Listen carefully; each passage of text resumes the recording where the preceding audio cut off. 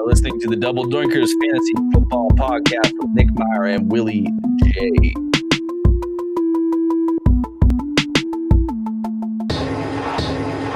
This week we bring you the top 10 QBs, the top 10 tight ends, and of course player news updates for the NFL.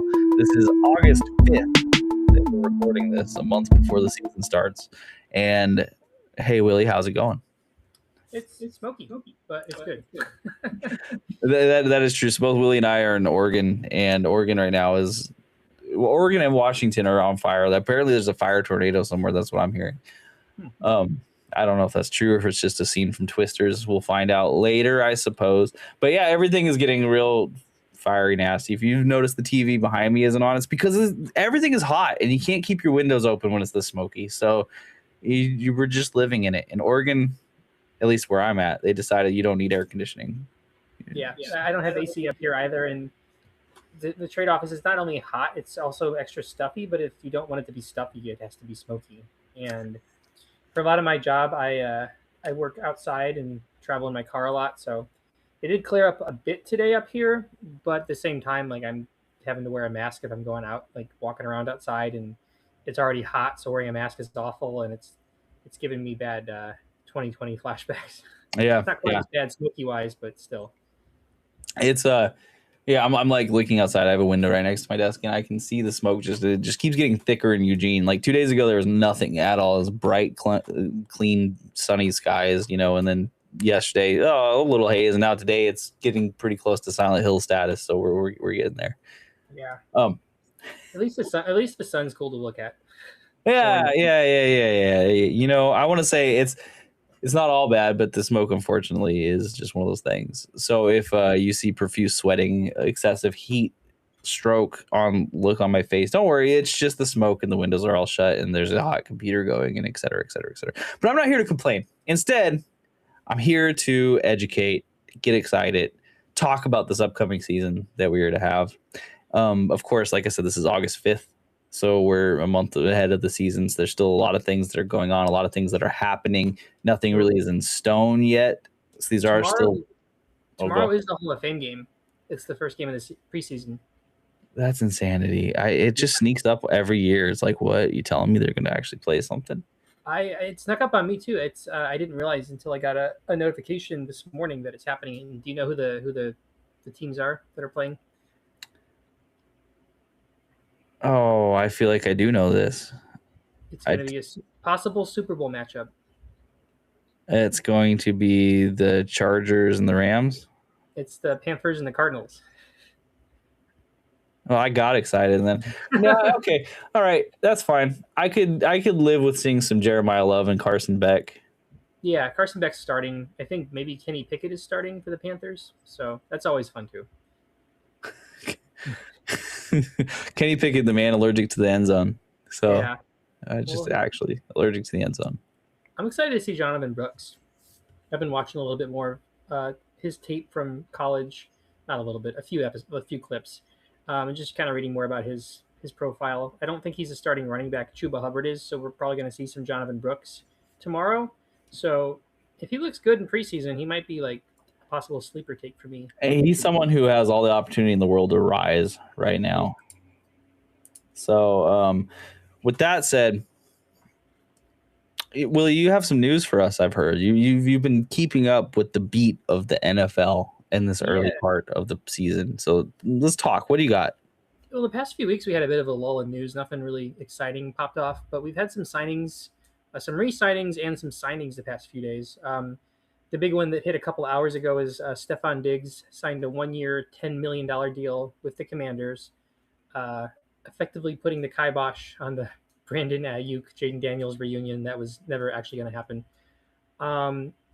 With Diggs, I kind of view his value to be relatively similar to what it was last year, wherein he has a much more open opportunity for target share, I think, in this offense, because he's not sharing the backfield with, a bunch of wide receiver 2s and 3s like in New England, but he is a year older. So I feel like his, the upside for the Commanders offense kind of levels out with the Panthers or the Patriots from last year. And I mean, he could be a solid wide receiver too. And like, if I think if Terry McLaurin went down with injury or something happened, he has been a wide receiver one before. I don't hate his value in fantasy, but it will depend where he goes. Yeah, it's hard with Diggs because it's not like he exactly showed out last season, but he did have talent, and the Commanders are going to be in pretty desperate need of that wide receiver too, like you're saying. Yeah. So he's not someone who I love to roster, but he's someone who's rosterable. For sure, he's a good best ball player because I mean, even last year with the Patriots, probably a better offense. He still had a couple 100-yard games sharing with all those receivers, and I think I could see him having a couple games where he has like upwards of 25 fantasy points just on a whim. Not reliable, but having some solid weeks. And Zach Ertz is officially retired, right? Like, there's no Zach Ertz potential of him ever coming back that I remember him retiring. Stephon Diggs can eat that middle of the field. I think he can. I think that Chigakonkwo, who we'll talk about maybe later, he was one of my lower end tight end twos. This doesn't really affect my ranking for him. I think that Jayden Daniels targets tight ends quite a bit, and I think Diggs can really rely, more as a receiver, maybe in the slot or maybe even playing the X. And I think Zach Ertz is looking for a new team. He's not retired. He was at Stanford this past week playing with Andrew Luck, apparently, his old college QB. But it appears that the Commanders' Ertz reunion is not going to happen. So, you think if any team's going to give him a shot, it would be the Commanders again after the way he kind of sold out his body for him. But whatever. If it's not Zach Ertz, if Stephon Diggs is the guy there and he's running those short to medium routes in the middle of the field, he really has an opportunity because Jayden Daniels targets those routes. Yeah. So I think of all the signings, fantasy affecting wise, he's the most exciting. We did get a 49ers re-signing of Deebo Samuel.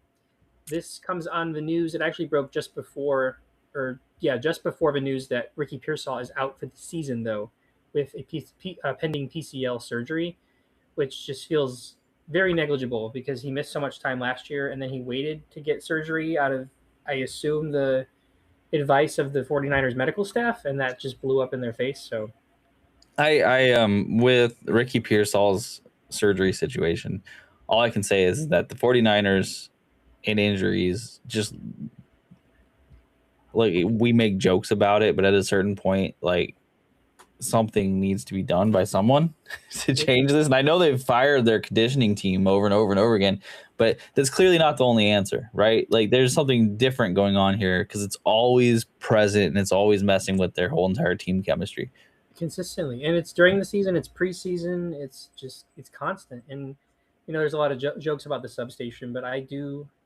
lean into your theory that we talked about last year with Kyle Shanahan and his coaching style. Maybe not pointing to anything specific, but it's clear that his MO is to really like push players or just I don't know. It's a rough team, and I feel like Shanahan, somewhere the finger has to be pointed at him because he's overseen these strength and conditioning coaches. He's been the one consistent piece of his his cycle of injuries year in and year out. He's the only one that's been there the whole time. So I don't know. Deebo to Pearsall is kind of a 1-to-1 for me. I'm not particularly excited about either, but injuries notwithstanding, he could pop off if there was an injury. Yeah, and Deebo's, so he had a few flashes at the beginning of last season, maybe like towards the midway point as well, and then he fell off a cliff. And there's a lot of reasons that could be because Mariota coming in certainly didn't help him. Yeah. But him going back to the 49ers is the one area where I'm like, okay, well, I am interested actually because he has done it, and with Kyle Shanahan in that system, he's done it pretty well. I'm shocked that they were willing to re-sign him after what looked like a really bad blood ending to his tenure there. But if he's there and Pearsall is not, I mean, Mike Evans is the clear wide receiver one, but that means Deebo has to be the clear wide receiver two. There's nobody else, right?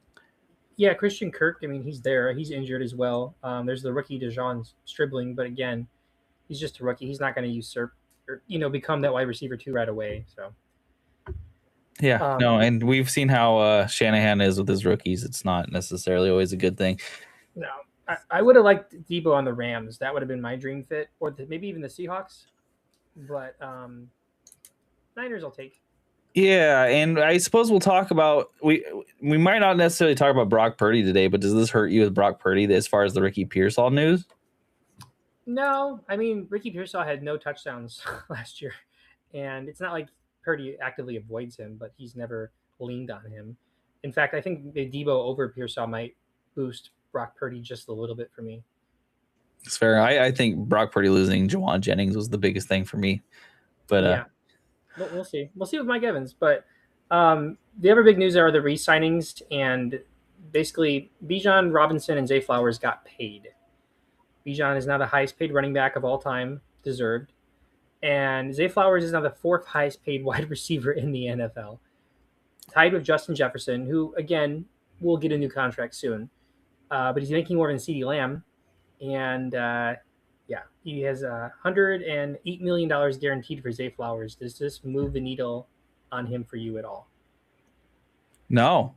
It just to me, it says everything I needed to hear once again about Eric DaCosta, the GM for the Ravens, and how much I think he just is kind of incompetent. I mean, Zay Flowers, okay, he was going to get paid, but to pay him this much, like he hasn't proved that at any point, at any, make your players happy. And I want players to get paid. Don't get me wrong, but man, like this was it. Has Zay even shown that he's a top 10 wide receiver, let alone top 5? No, I don't think so. And it's obviously a much bigger contract, but like DaCosta also overpaid Rashad Bateman a couple years ago. It's a habit here. I don't. And here's the thing that really just kind of irks me is just that Zay's guaranteed money is more than twice as much as Bijan's, which is insane. I get the market there, but wow, like what the amount of level that Bijan affects the game versus Zay Flowers is just not even comparable. Yeah, I need someone, and maybe I'll go look for it eventually at some point here to look for the game where Zay Flowers took over and showed that he commanded this contract. Because that's the thing. I've seen Zay Flowers make good, receptions with some neat yak. Like he is very shifty. Don't get me wrong, but I've never once seen him take over a game.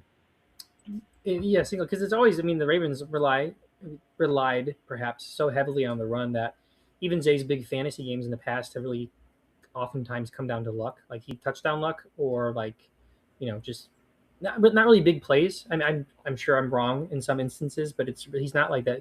Yeah, that game takeover kind of guy. Mm-hmm. And for that price, you really need someone who can take over a game and make a difference. I suppose we'll see. Maybe it was just all the scheme this whole time, but I'm doubtful. The jump he needs to take. If you think that this contract was a good contract to pay Zay Flowers in any world, you better be overdrafting him because that jump needs to be pretty huge. He's going to shoot up an ADP even higher after this. So, and we did our top 15 wide receivers 2 weeks ago. 2 weeks ago, I do believe, and Zay Flowers wasn't one that we featured, so that can give you kind of our idea on him. We're out on him at ADP at the very moment, at the very least, and if it shoots up, well, that's just further out. Yeah, I don't think he was even in our top 20, but I don't know. Just the ADP thing for me. The only other big piece of news is not one, not two, but three young defensive players, and arguably star defensive players in the NFC South have torn their ACLs. That'd be Nick Scorton, second-year player on the Panthers, Jalen Walker, second-year player on the Falcons, and Brian Brazee, third, I believe, fourth-year player on the Saints. None of these guys are superstars, but I was really high on the Panthers defense coming into the year, in part because of the tandem with Nick Scorton and the recently signed Jalen Phillips. Jalen Phillips is also never frequently healthy, so it affects fantasy in the sense that the Panthers defense takes a big hit for me. The Falcons, I don't see their defense taking a step up with their first round pick not being there. And then with the Saints, Brian Brazee, he's a DT, but he did have quite a bit of sacks last year. I think he had close to 8 or 9 sacks, which was, I think, like one of the top sack getters on the Saints last year. So all three of these teams just take a big hit, I think, defensively, and that could trickle over to fantasy. It just sucks because they're so young and they're on their rookie contracts. Yeah, the NFC South wasn't exactly a hotbed for defense last year. It had its moments, like you said. The Panthers defense was good, and the Saints defense was solid at the very least. But if we see those get even a little bit worse, then maybe these offensive players in the NFC South start looking a little bit more, tasty.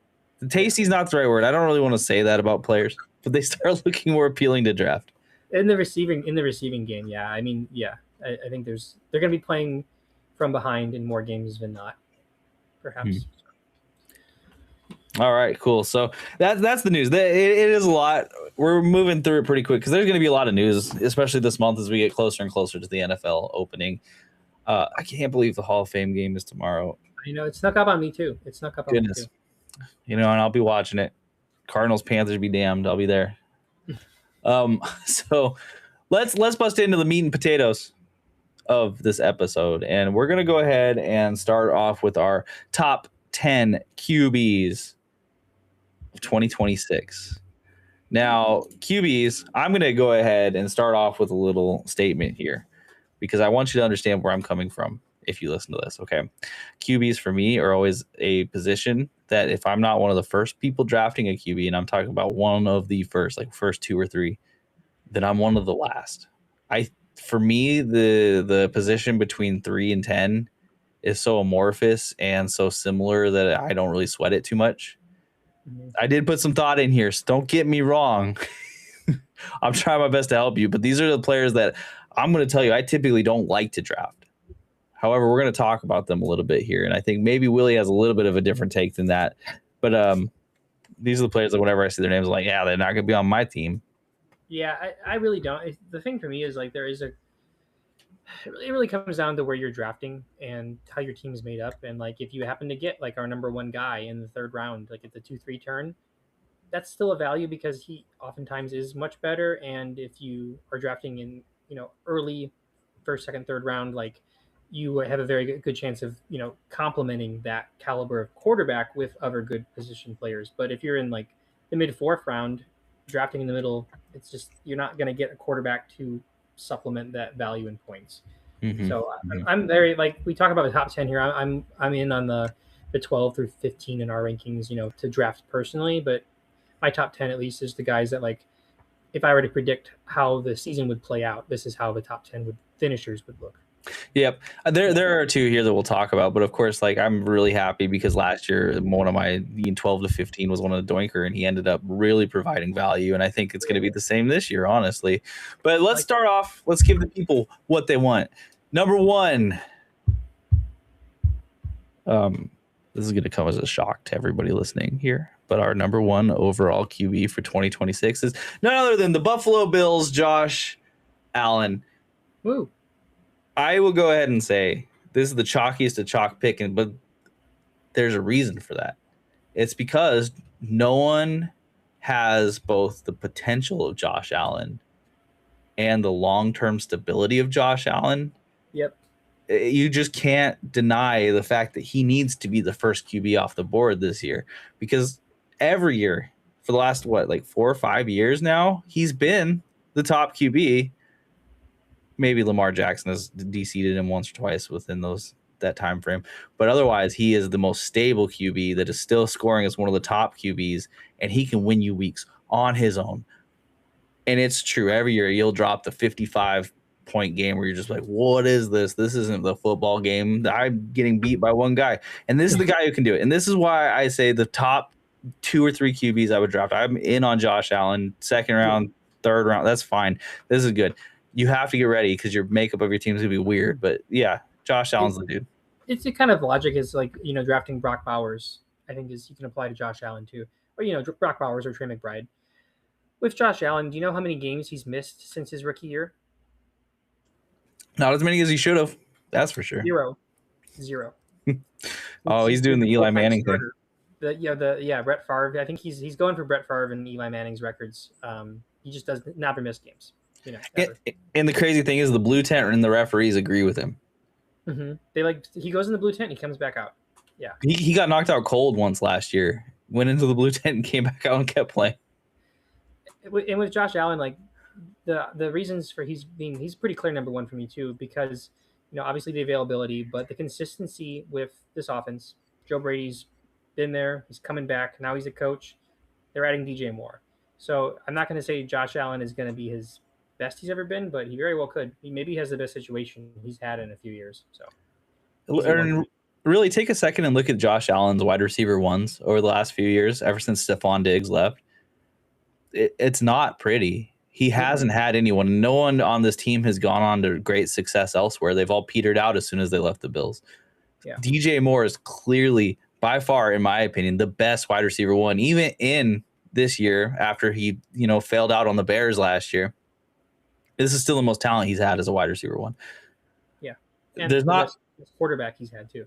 Yeah. And so there maybe not like a huge room for the ceiling to grow, but at the very least it keeps it pretty stable for me. We might see him get older, but he also has better talent. So this is wonderful. But I don't think anyone's disagreeing here. So we'll move on.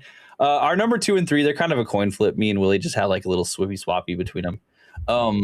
We'll start off with number 2. Number 2 is going to be Drake Maye of the New England Patriots. Super Bowl appearance last year. I do worry a little bit about the Super Bowl hangover that can happen, but Drake Maye's got a combination of better talent on his team with A.J. Brown, a team that understands how his skill set, they can use it. He's able to rush, and arguably he can rush even more than he did last year. And he's also got this is again, I'm going to point out some things that scare me a little bit. His efficiency last year was a little bit over the top. His touchdown rate was kind of insane. But with the addition of A.J. Brown, it's hard for me not to see a world where even if the efficiency dips, the volume goes up, the overall volume. So Drake Maye feels super safe. Even if you believe the Patriots aren't going to be as good as they were last year, I don't believe his fantasy output is going to suffer much. He was my favorite Doinker of last year, easily. Yeah, he was a great Doinker pick. I mean, he really came out of nowhere. He didn't even get drafted in my league. He was going pretty late. Yeah, and with Drake Maye, it's I do think the Patriots are going to regress this year, but that almost could be a benefit for fantasy because they're going to be playing from behind more. And that means not only maybe more, deep throws from Drake Maye to get back up, but also maybe more scrambling from Drake Maye. We may have already seen his ceiling too, but very safe pick. And we'll power through these QBs, really, honestly. Our number 3 overall QB for 2026. This is the one that's pretty much tied with Drake Maye, but it's Jalen Hurts of the Philadelphia Eagles. How quickly you all forget. Consensus ranked number 6, Jalen Hurts is a Philadelphia Eagle. What are we doing here? Jalen Hurts, even in a terrible year, was still very, he was good as a fantasy quarterback. He wasn't necessarily great, but he was good. And that was a terrible year for their offense. If he can pull back together anything resembling even okay, he's going to be a slam dunk pick. He is an amazing fantasy quarterback for his rushing capabilities. And if you add any passing onto that at all, he's phenomenal. Yeah, I mean, it's this dip is crazy. I think it might be directly in relation to losing AJ Brown, but that doesn't scare me at all. I mean, they still, talent-wise, Mekhi Lemon isn't on AJ Brown's level, and their second round tight end, whose name is escaping me, isn't on AJ Brown's level. But I still see, quite a bit of pass attempts from Jalen Hurts. He was in top 5 in the league in pass attempts last year, and I don't see that repeating. But he did have success with that, and he still was rushing quite a bit. And I don't see a whole lot of change. His new offensive coordinator is also the former Green Bay quarterbacks coach who kind of blossomed Malik Willis into what he looked like in Green Bay. And I think that bodes well for Hurts' overall season, his rushing capability. I think he's just extremely safe. The consensus 6 is really crazy. Even in a down year last year for the Eagles, Jalen Hurts was still a fantastic fantasy quarterback. So it's going to repeat. It doesn't make sense to me. Dropping that low just screams that people are, over the Eagles in general. And I can understand that perspective. I can understand not wanting to see this team repeat, but Jalen Hurts is going to do phenomenal. He's just that quarterback who's great at scoring fantasy points. Yeah, there's a pretty clear top 3 for me here, where those 3 guys that we just mentioned are ones that I would maybe consider taking, or swinging on a luxury QB pick. I think there's a drop for me between 3 and 4. I agree, and people might think that's crazy because at number 4 we have Lamar Jackson of the Baltimore Ravens. He's consensus number 2, so we're a little bit down on him. But yeah, I had Lamar Jackson last year in a few leagues, and let me tell you, it was not if you want to talk about a quarterback that is had a down year at the end of last year who has potential. It was Lamar Jackson. He was injured. He was hurt. Sure, that's a pretty good excuse, but he kept playing and he played awful football. So we've seen that he has the potential to play awful football. I mean, Harbaugh is gone in direct correlation to the team completely failing, and Lamar was a big part of that. He couldn't complete anything, and his running game really suffered. And without the running game being there, he's not the same fantasy quarterback as what we've seen in the past, where he finished 1 overall. No, I mean, there's always that path because he's an incredible quarterback. But talk about availability, like Josh Allen, Drake Maye, Jalen Hurts. Those guys are consistently available. Obviously, Drake May's younger. Hurts has missed a little bit of time, but Lamar Jackson is always a coin flip if he's going to miss upwards of 6 games every single year. And his best talent is Zay Flowers. And there's a lot of young guys on this team he's going to be throwing to. And even if he is passing more, which could bode well for his overall injury luck and just passing touchdowns going up, he's not throwing to some superstars. It's a worse situation than last year, and I think that his ADP should reflect that. Yeah, I agree. He's someone that I don't personally want to be the person making that choice. I mean, I think he'll still go in the 3rd round, and that's just way too rich for that level of risk for me right now. Yeah. I would much rather wait around, get Jalen Hurts, who I think has the safer floor by a long shot, and maybe less of a ceiling, but how much less? This Ravens team is a completely different team.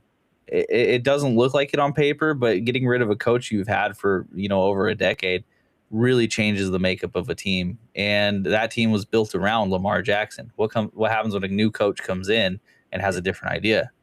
It's a big question mark, and I think the reason Lamar is still number 4 for me is because he's going to win you some weeks. He's going to have those games. I'm sure Hurts, Allen, especially Allen, and May will have, but like Lamar will have a couple 40 bomb weeks, and it's going to be awesome.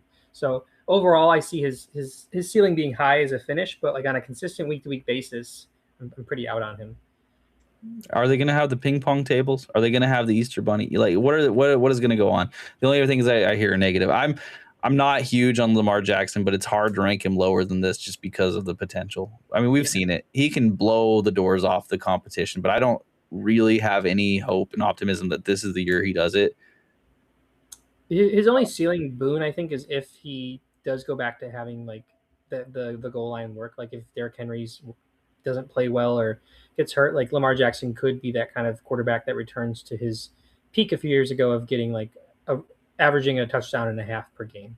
That would be his ceiling, but that's risky. We'll move on. Our number 5 quarterback for 2026. Willie, I'm going to put you on the spot. Will you do the honors of announcing this guy? Yes, our number 5 quarterback is one Caleb Williams of the Chicago Bears. Caleb Williams, he's one of the top. It's a rotating list, but one of the, if I'm thinking about 10 reasons I wake up in the morning, he's often in that top 10. Yes, I love it. He's just, I mean, the Chicago Bears, regardless if you're a fan or not, there's such a fun offense to watch under Ben Johnson and Caleb. And Caleb Williams, it's not at all a one-to-one comparison, but he's kind of become like the Jalen Brunson of the NFL, where he's just so clutch in close games. He just has that. If the NFL gave away clutch player of the year like the NBA does, like Caleb would probably be winning that. So if he is your fantasy quarterback, one big reason to draft him is just because the games are going to be fun to watch. With Caleb, I think that we go back to why I was high on him last year, and that is his rushing potential that we just haven't really seen yet. And I don't know if it's going to be a translatable skill in the NFL that he was a big deal in college. He was a Lamar Jackson level rushing quarterback in college at USC. And, last year, week 1, he scored a rushing touchdown against the Vikings, and I was like, all right, it's paying off. And he still had a great season, but I think he had 2 other rushing touchdowns the rest of the year. So we have not really seen Caleb with his legs.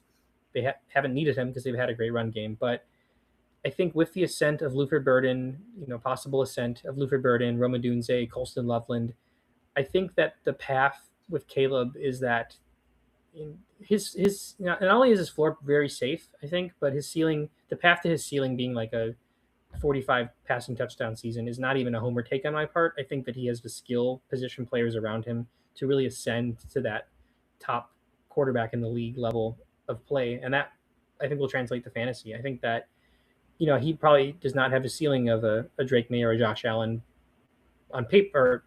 We haven't seen that ceiling, but I think on paper he still has that potential path to jumping to that level. And I think that all that said, though, I think his ceiling or his floor is very safe, and I think he's one that will win you some weeks. I love the idea of the ascent of Burden and the ascent of Loveland, just providing pass catchers that are there, and hopefully you'll have at least one of these guys healthy all year. Because realistically, if you look at it, at the start of last year, he was leaning on Rome Odunze, and it was going great, and then Rome hurt his heel, and it kind of changed from there. And we started seeing emergences of Loveland and emergences of Burden, and we had a DJ Moore game in there sprinkled every once in a while, but we didn't really have these phenomenally solid pieces there the whole year. So what happens when he has three pieces that you can rely on from the beginning, from the get-go? His accuracy wasn't very good, so that's something that he's getting down on. His big play potential and star play potential is off the charts. We've saw so many of those happen. I just think if he can get whatever's going on with his accuracy even just a little bit down, you can see him change into a whole different quarterback. 100%. Yeah, I mean, he's kind of an anti-Drake Maye in that sense, because Drake Maye was so astoundingly accurate and Caleb was so not. That their skill levels, even though they're different players in that way, their skill level ceilings are very similar. I'm really ecstatic we have Caleb as a Bears fan, but I think that him and Drake Maye are both equally good players, and there's that potential for him to have that Drake Maye type year if he cleans up his accuracy. Yeah, I don't disagree. I think the potential for Caleb to outperform his position here, even at number 5, is there. So I like his path to the ceiling. And if he's consensus number 8, that means he's going a little bit later. I still don't know if it's too rich, but we're getting closer to a player that I might take, I think. yeah, exactly. And that 8 isn't ideal, but it's the kind of thing, if you're in that round and your team's already set, then you can kind of swing on a guy like Caleb. Okay, so then I'll have to ask you, is he finally going to do it? Is he going to be the first 4,000-yard passer in Bears history? I would be really shocked if he's not, because he came so close last year, and it did take a while for him in Ben Johnson's system to gel. I love year 2 of him with Ben Johnson. I am genuinely excited because I don't think Caleb's, a slow learner, but also Ben Johnson's offense has a lot in it.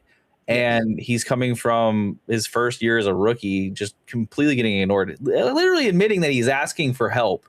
And people are not giving him any, to then going into a heady offense and, looking like he started getting it at the end. If he comes out the gates, he's got 3 reliable pass catchers and he gets it. Sky's the limit for the dude. I do like Caleb Williams a lot here.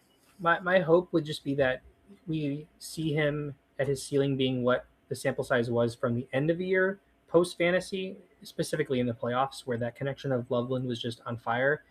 And I mean, obviously fantasy isn't a thing in the playoffs, but I think he had 30 plus fantasy points in both of the playoff games that the Bears were in. So if we continue that path, that's what I like.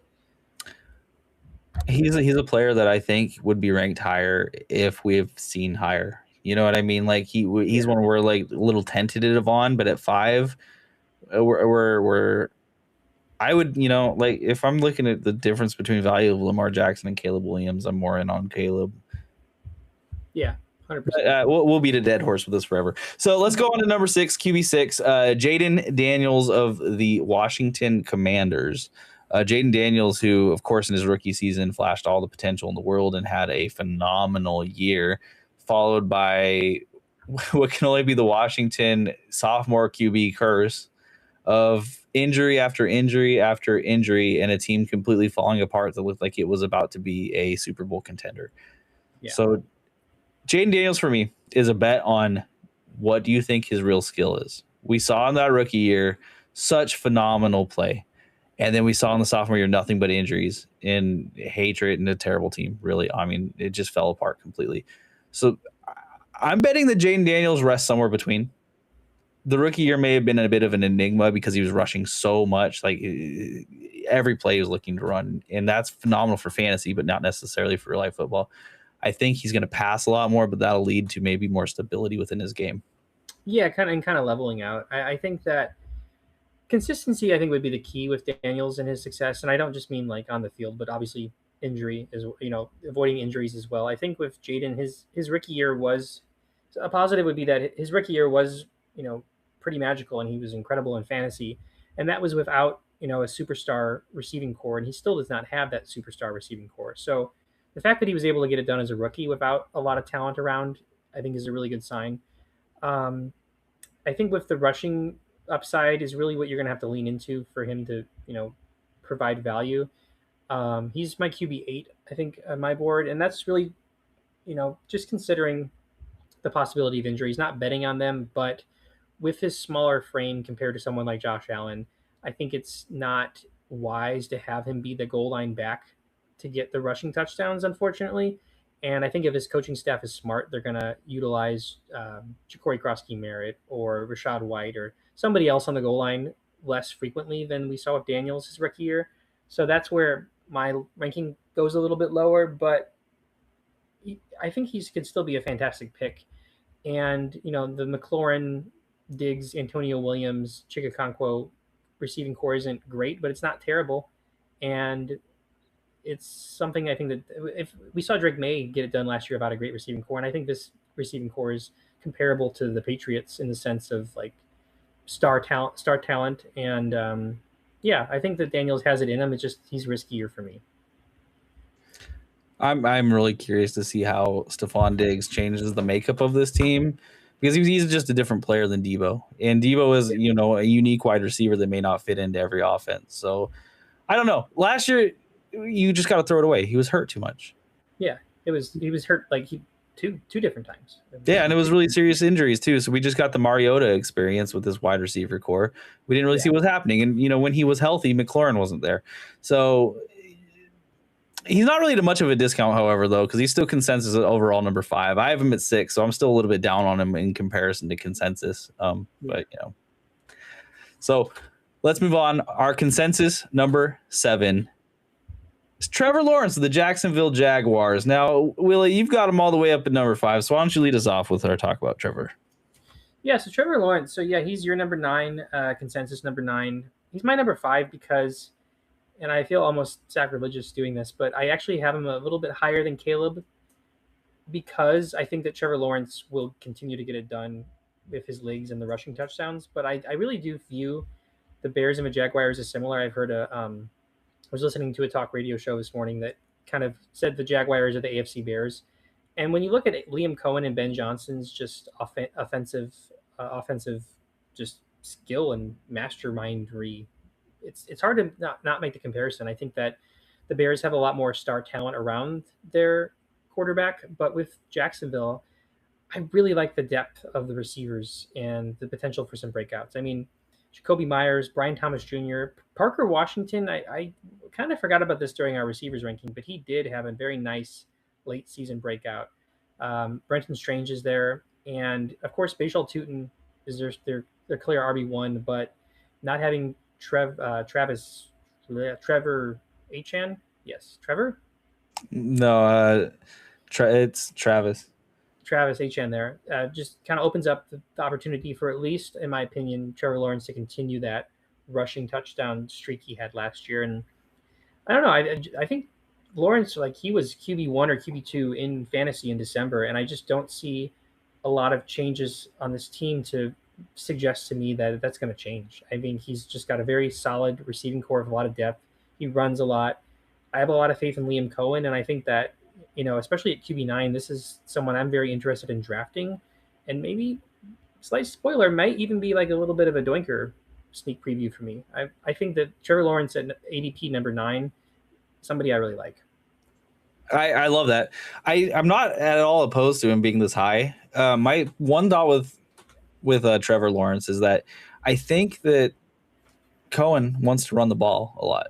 So this is where I do worry is in the red zone that these touchdowns are going to go primarily to running backs. However, they did get rid of Travis Achan, like you said, and that is a big part of it. So what do you believe with Bashal Tutin? Is he going to be a guy who can get it done in the end zone, or is he going to be a guy who can get it done between the 20s? because if not, then I believe it's Chris Rodriguez is the backup there. And they signed someone else. I'm spacing on the names, too hot in this room. But that's the question for me, because if you have Hunter available, if Brian Thomas Jr. can turn into any version of Brian Thomas Jr. that doesn't look scared playing football, Jacoby Myers and Parker Washington, that's a phenomenal wide receiver core. The pieces are absolutely there for him. And the things that are standing in his way are Trevor himself, because he doesn't always look like he's on top of his game. And how often is he going to cede touchdowns to the running back? Those are my big questions, and I think for me, that's enough to drop him down a few spots. But would I be shocked at all? No. And if he could finally pull together being that, generational talent that he seemed to be coming out of the draft, this would be a great time for it. Yeah, I think both things can be true. I think Bashal Tutin will be the man for getting a lot of rushing touchdowns this year on the goal line. He also catches passes on the goal line, and that could benefit Trevor Lawrence. And I guess for me and my heart with both Trevor Lawrence and Caleb, I'm really leaning on positive correlation between December of last year and what the season looks like. Because Caleb and Trevor, especially Trevor, were just awesome in December at the end of the season. Not for Trevor, not in the playoffs as much, but that December, like the last few weeks of fantasy, he was on his game. And year 2, Liam Cohen, I'm excited to see what Trevor could do. I also just love the idea of Travis Hunter coming out and being an awesome wide receiver when everyone has finally discounted him. That's fun to me. I've said a lot of good things about his receiver core. Like, I think Jacoby Myers is going to be great. Everyone's in on Parker Washington. I don't blame him. He looked good, but is the odd man out here Brian Thomas Jr.? Like, that's a great odd man out. What?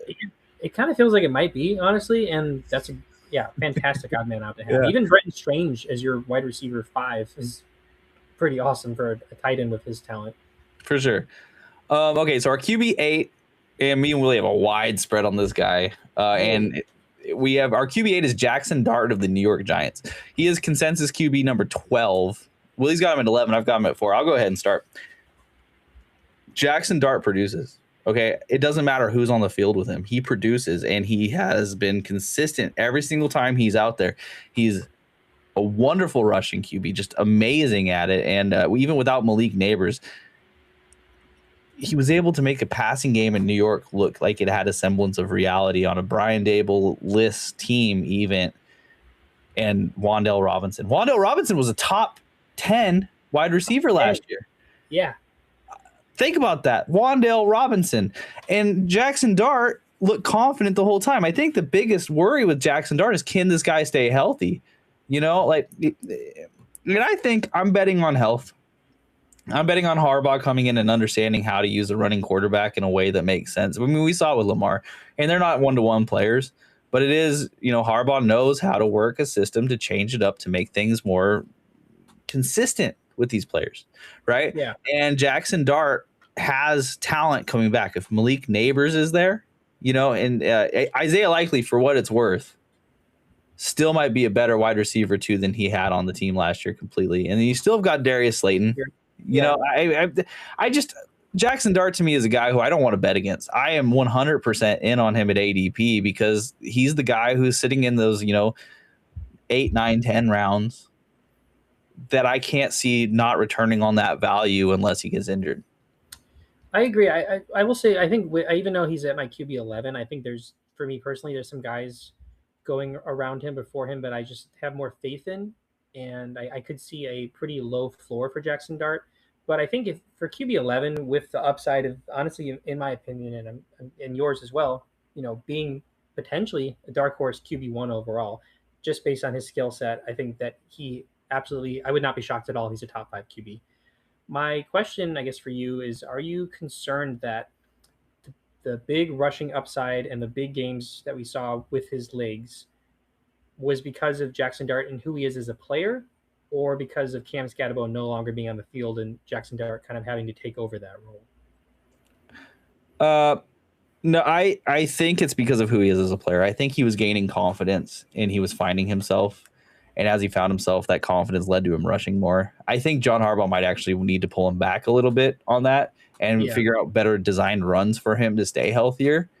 which is great. That's wonderful. But I think that's who he is. I think we could see Cam Scatterboo used more in the receiving game than he was last year. Yeah. And that's a benefit to Jaxson Dart still. Yeah, I can see that point. I think I'm still high on Jaxson Dart, even though he's in my QB 11. I will say, though, I think I would almost take even odds. This may be a kind of a crazy take, but I would almost take even odds on the fact of Jaxson Dart finishing as a top 3 QB in fantasy as Cam Scatterbo scoring 20 touchdowns. I'm not predicting either, but I think they're. I want to see a full year of Cam Scatterbo and Jaxson Dart before I really buy into Jaxson Dart as a fantasy QB with superstar potential. I just think if Malik Neighbors is even a shade of what he is, and Jaxson Dart has someone who can reliably toss the ball downfield to, you've unlocked the whole different game from him. Yeah, we've not seen them together at all. Like there was like a quarter and a half of. They looked really good. Yeah. And that's not enough. But like this is the beauty of Jaxson Dart. We saw him do it without that. We saw him. I don't need to repeat myself here. He produces no matter what. I think at the end of last season, that was one of my takeaways is that Jaxson Dart's one of those dudes. He produces. It doesn't always have to look great, but he's producing for you every time he's on the field. He says some stupid stuff off the field, sure, whatever, but he's getting me fantasy points while he's doing it, Yeah, at least he's providing some positive. I don't look to this guy for anything other than my fantasy points, but I do think he's a producer. He's going to be a wonderful scorer of fantasy points. I'd throw him up at number 4, and that's a wild jump. And here's the reason is that every year there's someone who jumps in. Every year. And I think I love to take my dart throws at these guys and say, this is the one who's going to jump into the top 5. This is going to be the guy. And for me, there's 2 people, and I'm just going to bring up his name real quick. Tyler Shuck is the other guy who I think is potential here. But I'm going to give it to Jaxson Dart because I think the rushing upside is just different there. Yeah, using your dart throw on a guy like Jaxson Dart makes sense. Oh, shoot, I didn't even recognize that. Dang. And yeah, I think that the player for him that I could see him taking a leap would be like the Drake Maye of this year in fantasy. Mind you, I don't think Jaxson Dart's going to be an MVP finalist. He could, but I think that him having a year 2 leap like Drake Maye did because of their player profile and there's similar skill sets, there's a logical jump for me there where I could see that happening. Yep. That's what it comes down to for me. QB9 is Joe Burrow of the Cincinnati Bengals. If you've been watching this, you're probably like, well, when are you going to mention Joe Burrow? Because he's consensus QB4. And we're down on him. Willie, you've got him at 7. I've got him at 10. And I'll make my point just quickly with Joe Burrow is that what you have. The talent is amazing. The injury potential is high. And he doesn't rush. He's got awesome players, but it's going to rely on them being down a ton and scoring a bunch of touchdowns. And I think Chase Brown's getting a little bit too good for me to put him at one of these top 5 spots anymore.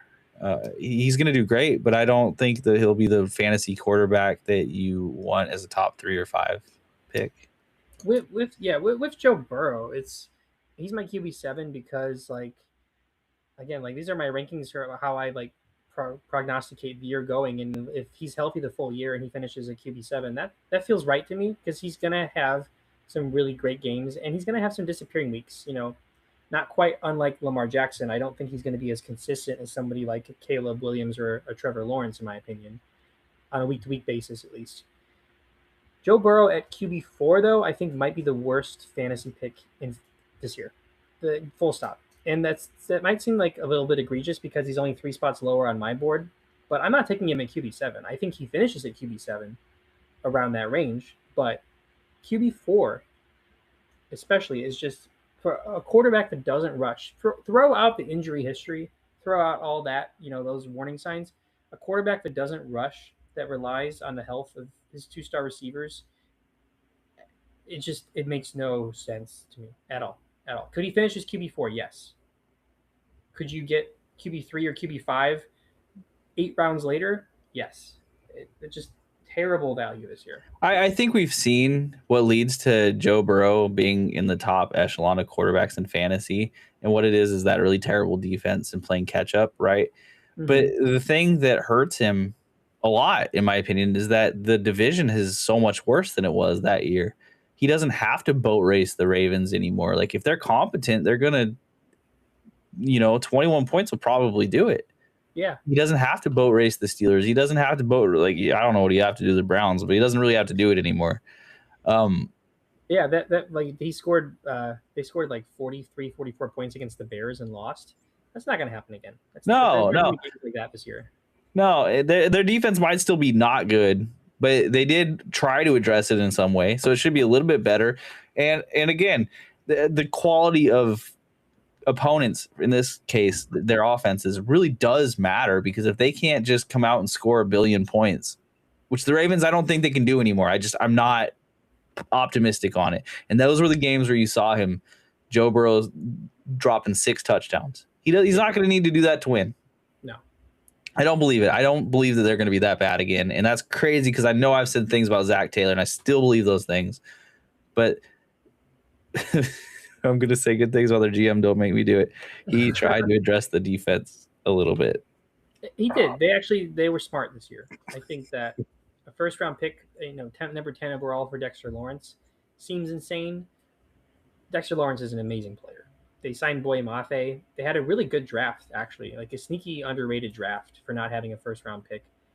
I think the GM did, I wouldn't say perfect, but like he really did all he could do to address the defense in one offseason. And I will, give props for that. And I do think it was really important, because Joe Burrow seems like he's 1 foot out the door already. Like he doesn't necessarily want to be in this situation over and over and over again. So they go with Dexter Lawrence instead of drafting a young talent at 10, because they need someone to come in and immediately make an impact who's been playing in the NFL, is up to speed. And they did that. So, we'll see exactly how it goes, but I just can't believe. The only thing that I will believe is that they're going to be bad against tight ends, because I don't think they've ever figured out how to do that. Every week of our breakdown last year was so much fun, because you would say, like, I'm going to pick this guy because, I'm going to, pick Mason Taylor because Bengals are bad against tight ends. Mason Taylor is the best game of his career. Every single week. It was without fail every single week. My favorite pick all season last year was me going all in on Colston Loveland before he had done anything. And I was like, I don't care. They're going against the Bengals, and I needed him to score 25 points for me to win my main league matchup. And he dropped like 32 or something ridiculous. Yep. And it's just like, it doesn't matter. They don't even know this person exists. The tight end is just running free every week. The play where the Bears won that game perfectly encapsulates it, because it's literally Colston Loveland catching the ball at the end of the fourth quarter, and he starts to struggle and trip, and then the linebackers don't do anything to stop him, and he just is able to take off. Yeah. They try to hand tackle a tight end running at full speed. Good job, guys. We figured it out. I was going to say one last thing. I also could see a world where the Bengals finish 6-11 and Burrow gets traded to the Minnesota Vikings. That's my early prediction. I don't know where. I just wanted to say that. Can you see it? You could see it though, couldn't you? Reunites of Justin Jefferson. They got a great defense. I don't hate that. I hate it as a Bears fan, but I liked it as a football fan. I think that I like that fit more than the Bengals. I also I would be interested to see him in Arizona. With that offensive skill, yeah, that would be pretty nuts. Yeah. That's less likely, but you never know in this league. All I do know is the Bengals are a terrible team, but I am still, their defense will be a little bit better. Let's move on. Quarterback 10 for the 2026 season for Double Doinkers consensus is Justin Herbert. And that's a little low on him, and it didn't feel low. I'm optimistic with Herbert all the same. I'm not trying to be out on Herbert. We've talked a lot about Mike McDaniels joining this team, and I'm still right there with it. I think the offense of the Chargers has all the potential in the world to just bust out and be better than what it was last year. And Justin Herbert has been a pretty phenomenal quarterback. If not, he chokes. That's the Charger way. Yeah. But he fits right in that case.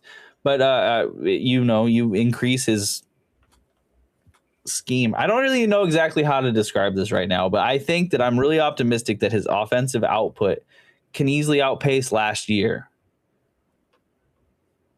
I think so too, and I think that for me, it's just being lower on consensus. I was wrong on him last year. I was pretty down, but he had a great year. But he had a great year last year, and I see him not doing as much of this year. All that to say, he's going to be running less, I think, if Hampton's healthy. and we have a solid running back core even outside of Hampton. He got a lot of. I think he had his highest rushing season last year, and I just don't see that repeating because it doesn't need to. I think QB 10 is very fair. I think he's my QB 8 or 9 overall, and he's just solid. He's a very solid quarterback, very safe, and he's going at a pick or a round where he's maybe like a little too rich to have a quarterback. But if your team's set, like, he's a very safe pick, and I think he could really be magical in Mike McDaniel's offense. Yeah, this is a guy I do like him a lot. Trust me, I mean, I live in Eugene, and this is where his like kids sports centers and stuff are. Like, he has a presence here even when he's not here. Extremely likable dude. I want him to succeed even though he's on a division rival team. I was unbeknownst to me because I wasn't watching it, but I was at one of his high school games. Oh, see, that's sick. I love that. Yeah. There's like a lot of there's a lot of, it feels like local history. Eugene is very, very proud of this man, and for all good reasons. He's a phenomenal quarterback. I agree with you. I just don't think the rushing upside is really there, and they'd be silly to continue to try to use that rushing upside as they have because he keeps getting hurt. He's taking way too many hits, and I think Mike McDaniel is going to unlock that running game. I think that's, a lot of touchdowns are going to be given up to Maye, Hampton, Vidal, and Keaton. So, and previously the OC was Greg Roman, who worked with Lamar Jackson. And I'm not saying Greg Roman was trying to make Justin Herbert into Lamar Jackson, but if anyone is going to make Herbert rush more, it's going to be Greg Roman. So, And Greg Roman doesn't always have the best track record. He's not a bad OC, but he hasn't always been a great OC either. Lamar Jackson really came along at the right time for that guy's career. Yeah. Okay, so that's it for our top 10. I do want to highlight just a couple of people that we seem to be higher on than consensus. Let's first talk about Dak Prescott. We actually are at 11. Consensus is at 10, but I know Willie loves Dak this year. I do. The one knock on Dak is that apparently I was reading that he nicknamed his offense Gotti, which stands for greatest offense. Oh, now it's escaping my mind. Greatest offense to exist. Oh, no, to something. GOTI. Greatest offense that. Oh, it's escaping me. Okay. Let's see. GOTI. Greatest offense there is. That's even worse than I was thinking. Okay, so that kind of brings him down for me. But no, I think that George Lamb and CD Pickens being healthy all year, if that happens, like, Dak really reminds me a lot of Joe Burrow, not as a person or a player, but like, doesn't rush, and he's got 2 superstar wide receivers, and he's gonna win. He's gonna have some really big weeks. So I'd much rather have Dak on my team than a Joe Burrow, but they're very comparable for me in terms of where I see them finishing. Dak's in the perennial you have to put up, or you're gonna lose your job at this point too. Yeah. And I don't know how many more times this Cowboys offense can fall apart and him not just take a brunt of the blame. There we go. We made it. And he knows that, like George Pickens is in it for a reason. This could be a year where they're all trying to prove it because the Cowboys are, in my estimation right now, a little counted out. Their defense got a lot better. Eberflus is not there. They had an incredible draft. They have a full year of Quentin Williams. They got Caleb Downs in the draft, who was maybe the best safety prospect since Jamal Adams. So there's a lot to like on both sides of the ball, I think. The other one I want to point out is Tyler Shook. I talked about him briefly. The consensus, he's at 20. I have him at 11. Willie, you've got him at 16, or somewhere around there. I do believe it's actually 16.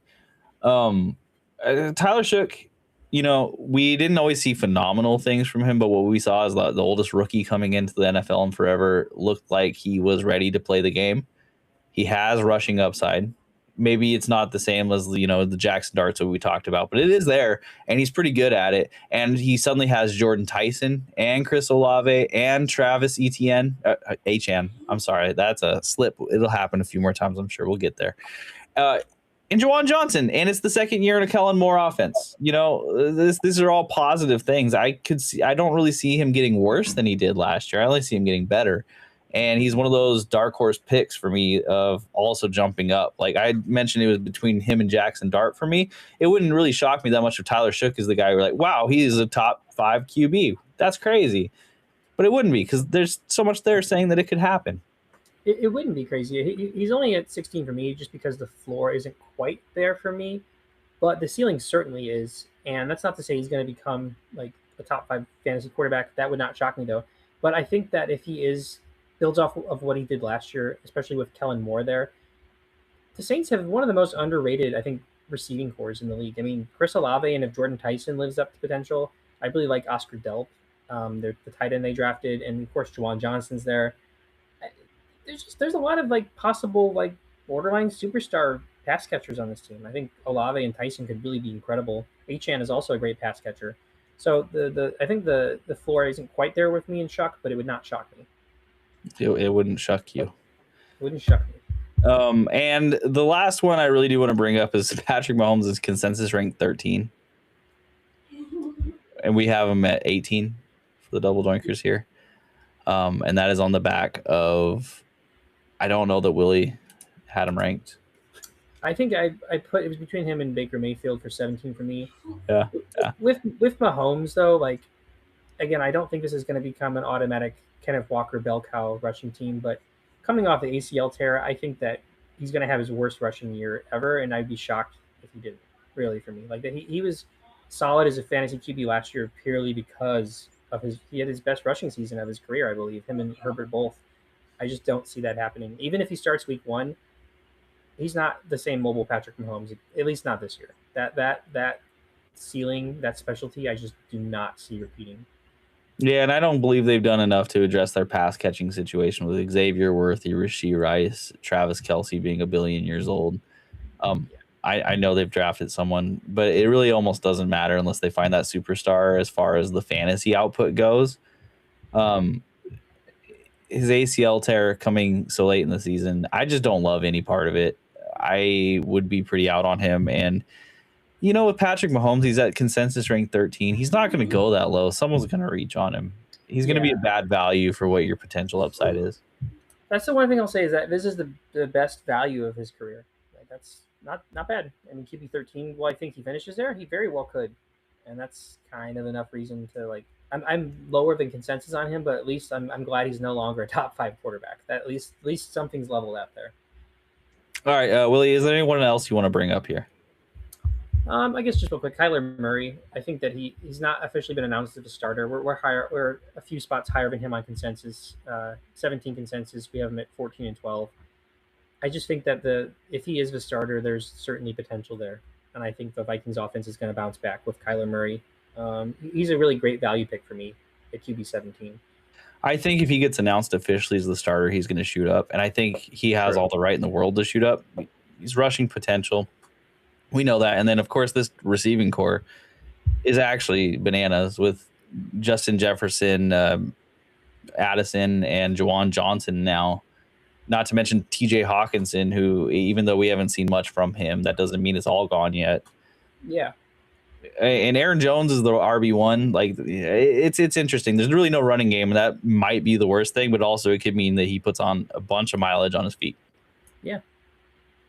So I agree. I do think he'll shoot up if he's announced as the starter, but also that maybe even then he still might be a good value and a good person to take a bet on this year.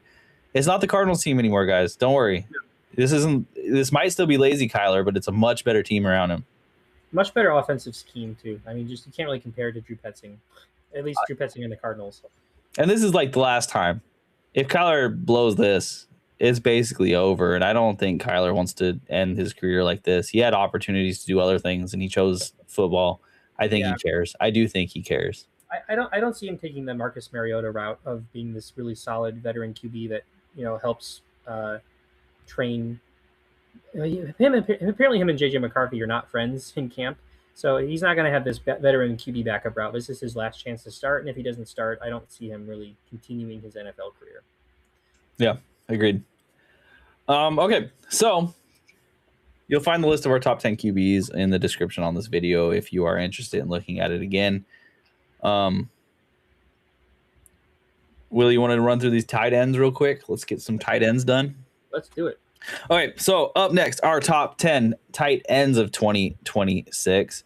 Typically, these would be 2 separate videos, but QBs and tight ends, you kind of know what's up a little bit. For some of these tight ends, I don't know. I have long listed reasons, and I don't know that you're going to need them for all of them. So let's go ahead and start it off. Our consensus number 1 overall ranked tight end for 2026 is Brock Bowers of the Las Vegas Raiders, and that feels great.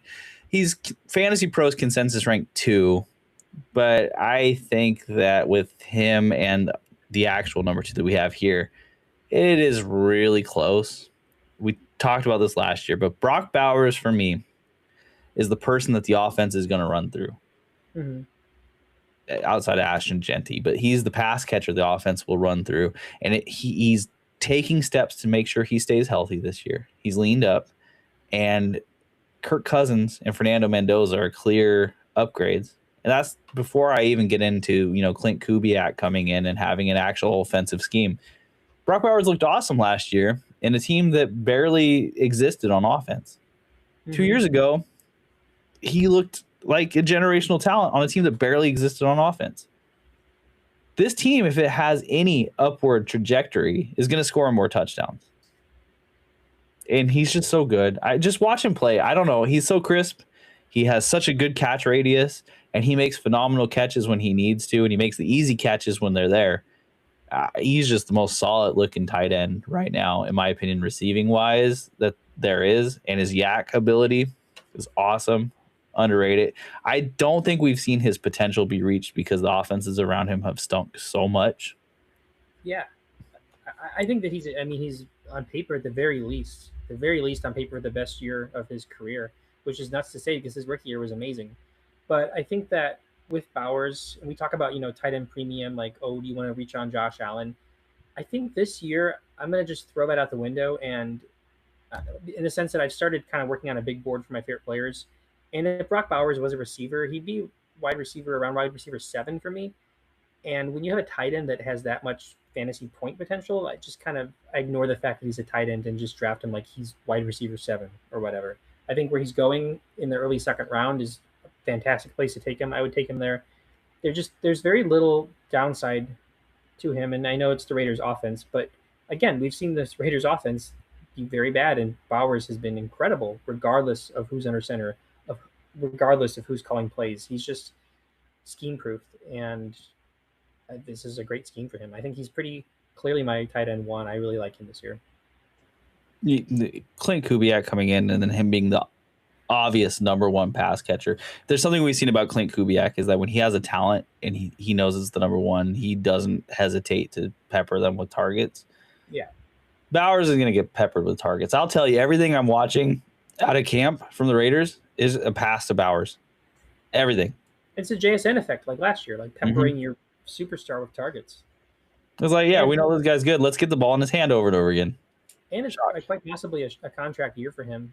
He's coming up on not the end of his rookie deal, but he's contract extension eligible this season. And I think the Raiders would be smart to get ahead of a tight end market and, make him the highest paid tight end in the league after this season. So if the Raiders balk on Brock Bowers, I'm going to be so mad. I want to be so mad. I don't think Brady has too much success with Gronk to let him walk.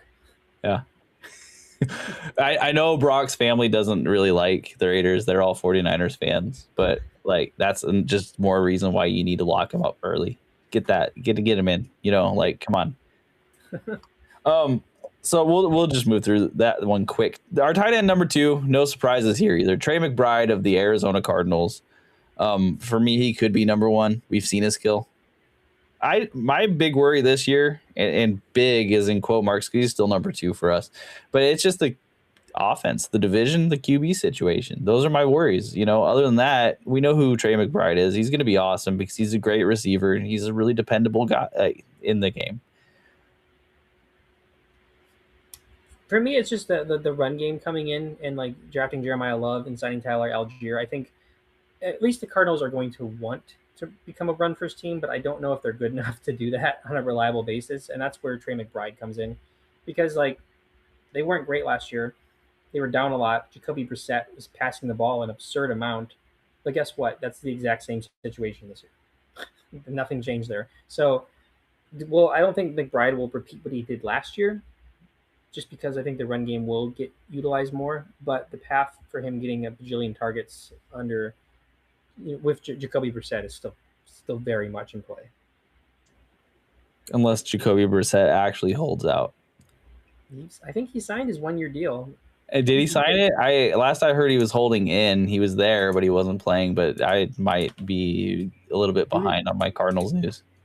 It was very recent, if it was the case. I think it was a 1-year, $15 million deal, which is, just a 1-year deal. Nick's looking it up. Yeah. Sorry, no, my mouse, I couldn't find it, and I muted myself. So here we are. We're back. Okay, so our number 3 tight end is Colston Loveland of the Chicago Bears. So we're a little, let's see. Am I reading the right one? Yes, it is right. Me, Willie, and consensus all agree Colston Loveland should be the number 3 tight end. I think Colston Loveland presents to me just a little bit of risk because we saw him kind of have a lot of nothing games before he came onto the scene. But that connection between him and Caleb Williams looked really good. And Colston was drafted to be this guy that he ended up being. If Ben Johnson wants to use him as a focal point, he will use him. And he has all the talent in the world to make that work. And we've seen it in the rookie year, and there's no reason to believe that was something he can't reproduce. Yeah, it's with Loveland, I think the ADP risk is possible there. But I don't hate him taking him early at where he's going just because of the potential. I think there's a lot of mouths to feed on this offense, with Luther Burden and Rome Odunze. But for a tight end, I would consider myself personally as a Bears fan taking him at where he's going. I think in the mid to late 3rd round, just because there's not a lot of great tight ends out there. And so maybe Loveland won't have a week by week, extremely solid floor. He might, disappear some weeks, but his big games are going to be the difference between him and a tight end 9 or 10 or 11. He will have that stable presence. I think he's proven himself in this offense, and he has that tight end 1 overall upside just based on talent too. Agreed. No disagreements here for me. I think I'm in on taking Loveland at that point if you want an early tight end and you missed out on Brock Bowers or Trey McBride. Yeah, because at least he's attached to a really solid offense. Our number 4 is a little bit more fun. So our number 4 consensus tight end is Tucker Kraft of the Green Bay Packers. He is Fantasy Pros consensus number 6. Both me and Willie have him at number 4. I'll go ahead and start off here. So Tucker Kraft, if you removed the injury from him last year, which, I guess you can say that about a lot of players, but he would have been a monster. He was a monster. Tucker Kraft was the one person the Packers seemed like they wanted to rely on. We saw them do wide receiver by committee, and the one guy who was always kind of there for them was Tucker Kraft. And his his catch radius, it made that team work. That team looked different with Tucker Kraft in there than they did after they lost him. And I have no reason to believe that they don't want this monster to be a focal point of this offense and, provide them with that reliable pass catcher, especially if they've lost players. Yeah, with Kraft, I think there's 2 things for me here. One is, in a way, he's kind of the reverse of Colston Loveland, where I don't think he had a couple really big games last year, but for the most part, he was just stable and consistent. He didn't have those huge blow-up games on a weekly basis. He was scoring 10, 11, 12, 13 points average before if you take out those bigger games. But that's pretty solid for the tight end position. And I think what could take him to the next level is, losing the Romeo Dubes, trading Dontavian Wicks. I think there's a pretty clear path for him to lead the Packers in receiving yards and receiving touchdowns this year. And a lot of that is just him passing the eye test. If you watch Packers games, if you had the misfortune of doing so, you see Tucker Kraft on the field and he just has it. And he is operating under the same offensive scheme under Matt LaFleur that he did last year. And there's really he's just safe pick. I think that he might even prove to be more consistent than Colston Loveland on a weekly basis. And in fact, I would bet on that just because He's going to get the targets. He's not going to disappear in games. He's going to be on the field consistently, and he's still, by the time the season starts, he'll be about 10 and a half months removed from his ACL tear, and he's at training camp, so there's no reason to believe that there's going to be any injury setbacks of him. I really like his floor, and I think that if the Packers are smart, we'll see. I think having him be like the focal point of the offense would make sense to me. Yeah, agreed. Our number 5 tight end, double Doinkers number 5 tight end, is Tyler Warren of the Indianapolis Colts. Fantasy Pros consensus 4. Willie, you've actually got him higher. You have him at 5. I have him at 6. So, Willie, start me off. What's up with Tyler Warren? Tyler Warren is just a fantastic player. I mean, he went high in the draft shortly after Colston Loveland in the first round last year. And before the Daniel Jones injury, he was really showing up. He didn't have a lot of ginormous games and, the way like a Trey McBride or Brock Bowers did. But at the same time, he was very consistent, and I think, is due for some positive touchdown regression. I see his potential, and there was a lot of games where he could have gotten touchdowns where he didn't because they were using Jonathan Taylor so much. And I think that positive touchdown regression is the reason I'm high on him. And I think that I wouldn't say he's QB proof, but I think Daniel Jones coming back from the Achilles tear is going to rely more on the safer throws to the tight end. And if Alec Pierce misses any time and Michael Pittman being gone, I think is huge for Tyler Warren. I think they play similar roles on the field. I'm not super high in the Colts offense, but I think Tyler Warren's consistency will make him worth an earlier pick on a tight end. I think he's worth taking in that. I think he's gone around like the 4 or 5 turn. And I think that's safe for a player that could very well, similar to Kraft, lead this team in receiving yards and touchdowns. I think that Warren I think he just could have a really great year. And I think that Colts offense regression notwithstanding, I think Tyler Warren, we've not seen his ceiling yet. And I think that's fair. I think he's got all the potential in the world. In like you said, with Pittman gone and Alec Pierce injured, at least to start the season, it looks like. My worry is that his fall off last year, it did come at the same time as Daniel Jones's injury. But the thing that gets me is that he still had the targets. The targets were still there for Tyler Warren, and he just wasn't delivering on them. And, you can talk about Phillip Rivers being less accurate at this point in his career. You can talk about, the whole offense having to change, basically. But I do worry that this Colts offense isn't creative enough at all times to get one person involved in that way. And this is just a slight worry because I still have him at 6. I still think he has the potential to grow past that. This is just where I've seen it from my prognosticating. Without the consistent productivity this offense provided at the beginning of the last season, things just didn't look the same for anyone. And I worry about how much that changes the makeup for every single player on this team. Because Daniel Jones, he will be back. Daniel Jones, however, besides the magic at the start of last season, we've seen him both be up and down with the Giants. Yeah. And for me, it's like if he's not that same up Daniel Jones that we saw at the beginning of last season, then what am I getting? It could be even worse than the Phillip Rivers experience. I don't know. It could be. I think the one thing with Warren that I do like as well is similar to Loveland. He didn't come out the gates swinging as this, really great tight end. I think he started really getting into his groove as the season went on, and then Jones got injured. So he wasn't, maybe this is a negative, but he wasn't consistently great with Jones the whole season. I think he just started to get his groove, and then the offense switched up with Phillip Rivers, and he just kind of lost it. But I think that even if Daniel Jones regresses, I could see Warren at least having a consistent chemistry with Jones from the start, even if Jones isn't great, could do well for him throughout the season. Yeah, that's true. I do remember last year he started off with huge volume numbers. I think 9 targets in week 1. He caught 7 of them, and then 7 targets week 2, and then it kind of dropped off for a while, but he started scoring touchdowns. That is he got more reliable in the end zone, and even if he was consistent in his involvement, I think that he was able to do more as the season went on. He's hard for me. I just feel like with anyone on this Colts offense right now, I'm having a hard time really feeling and projecting true upside with a lot of them because I think this offense regresses a lot from last year, and I might be really wrong in that. But that magic that happened and was captured, it just feels so much like the Commanders rookie season with Jayden Daniels, where we're going to see them come out and be like, let's do that again. And it just really doesn't click this time. Yeah.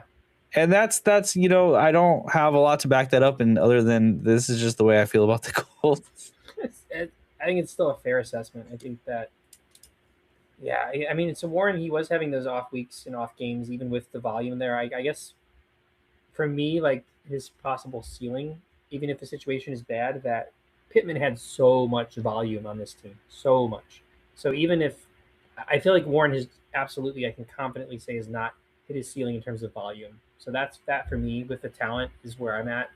Kind of like, okay, so yeah, he was having 9 targets a game, wasn't producing, but is he going to have 15 targets a game this year? I think that's very possible.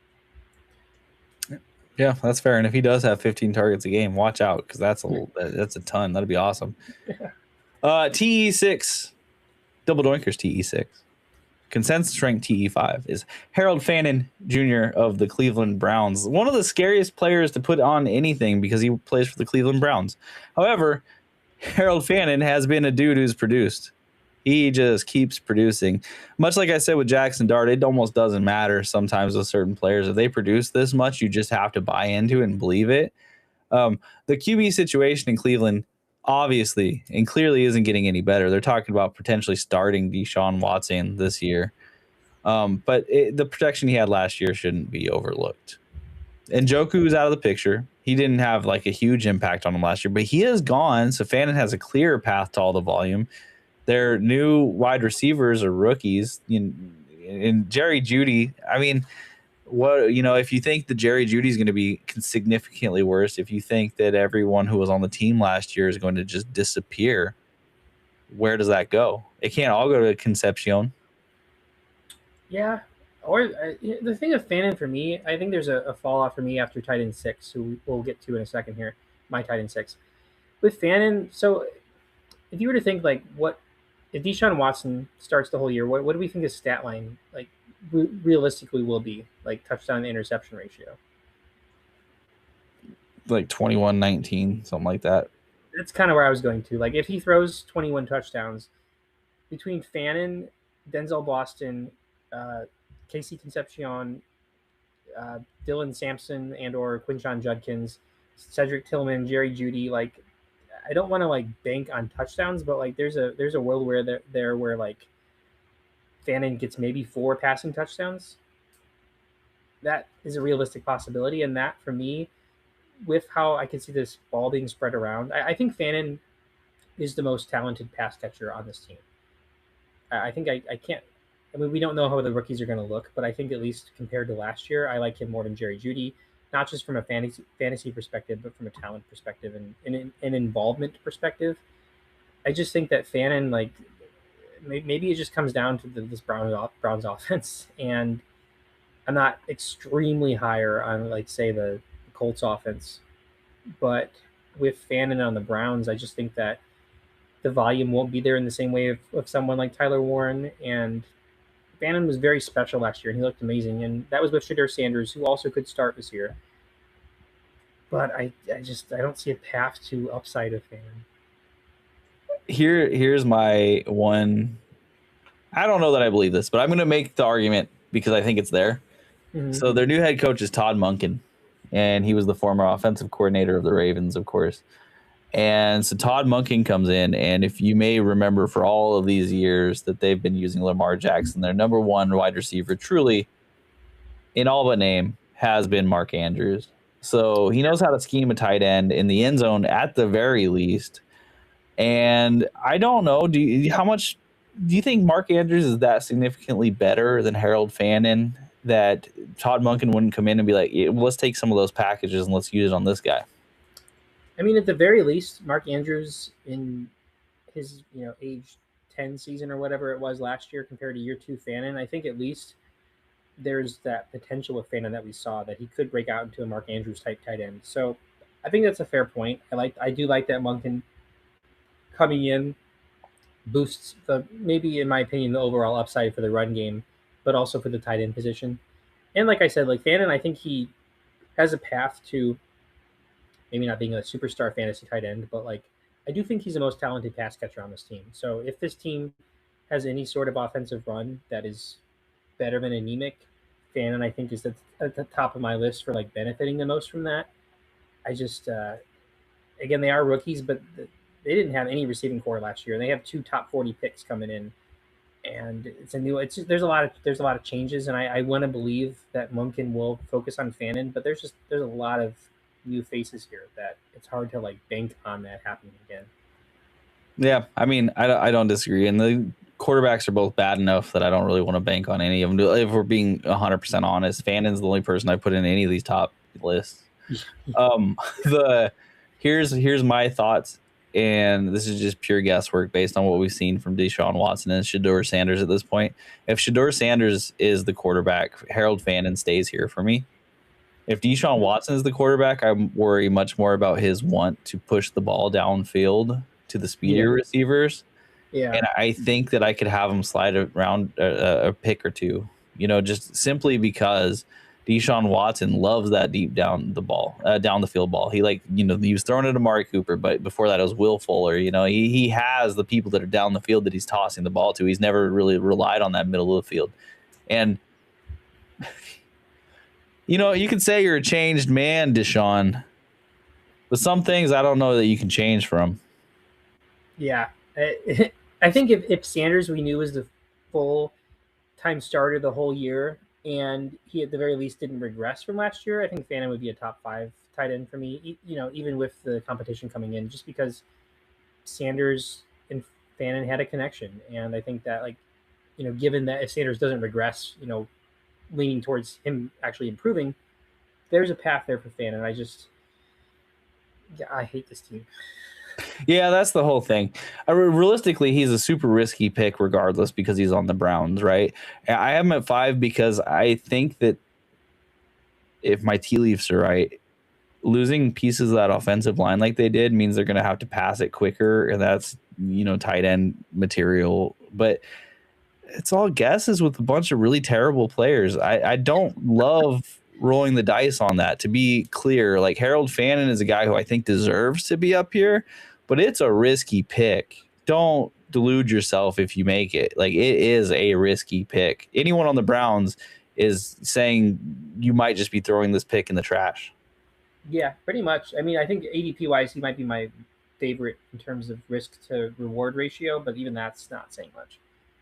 Yeah.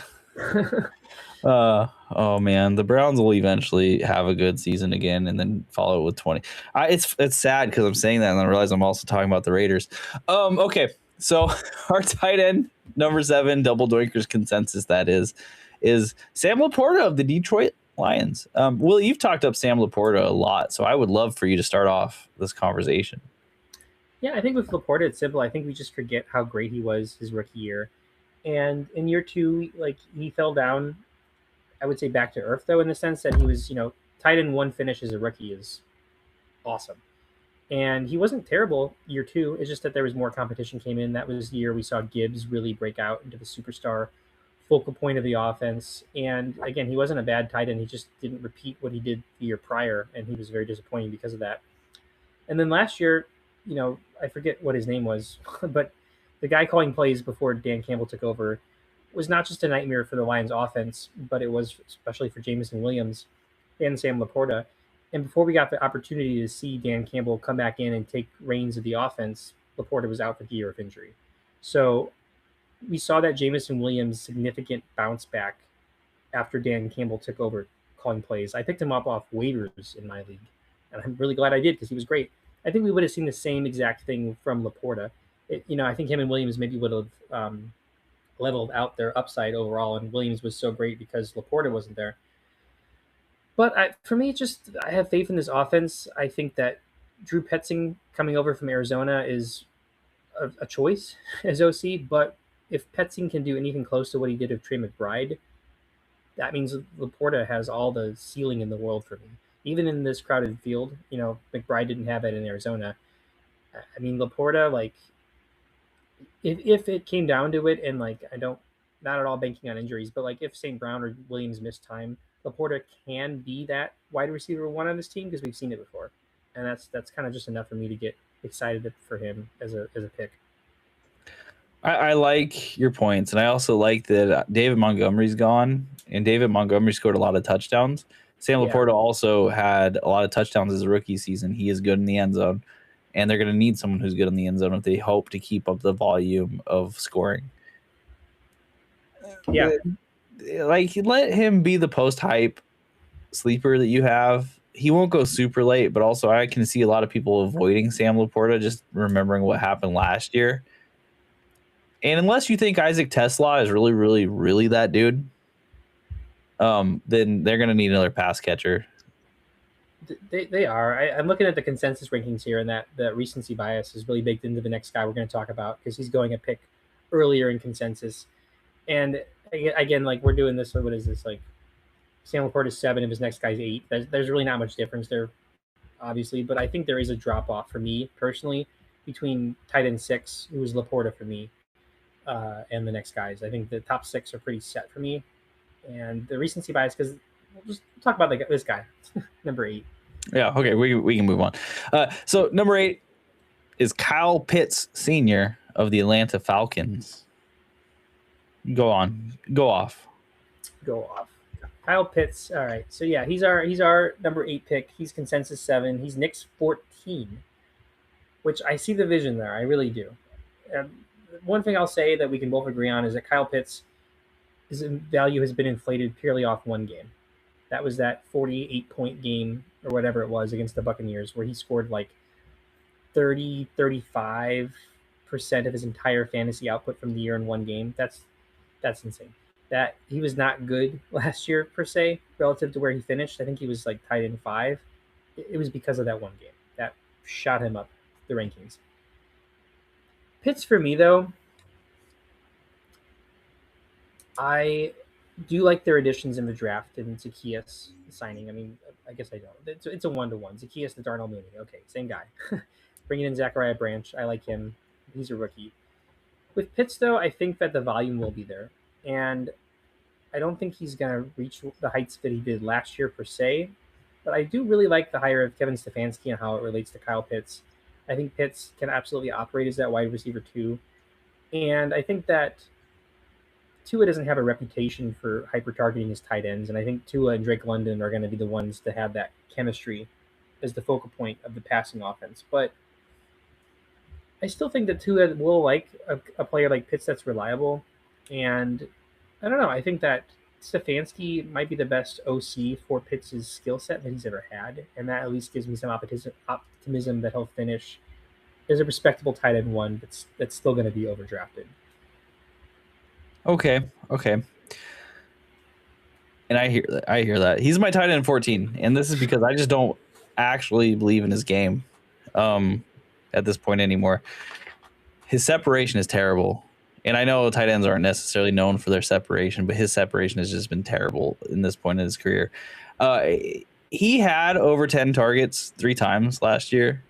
And so the game against the Buccaneers where he caught 11 of 12. He had 166 yards and 3 touchdowns.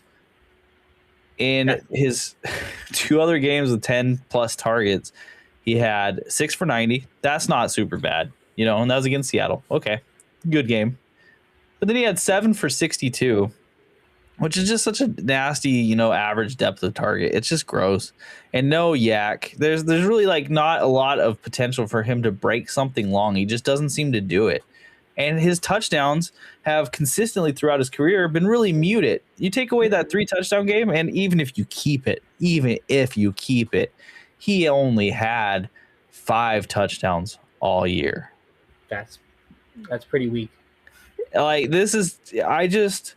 I don't see the upside on him anymore. And I can see that one game and go, yeah, well, that's the upside. But also, we have Penix and Tua throwing him the ball. And Tua, I don't have any faith in anymore, just whatsoever, which, that might be my mistake. Maybe I make a mistake with saying that. And Penix, he could be that dude, but correct me if I'm wrong. The 3 touchdown, 166-yard game, was that not a Kirk Cousins game? I think it was a Kirk Cousins game. Yeah. And Kirk, even in his worst years, has shown so much more than Tua recently, and Penix. For Tua, I think that I'm out on Tua as a player, but I think the one thing that will remain for Tua is his choice to hyper target. And again, Pitts, yeah, he didn't produce a whole lot with the volume last year, but I can say I don't think the volume is going to regress. I think that the volume is going to be consistent. Whether or not he's able to produce at a higher level than he did last year with that volume, maybe, maybe not.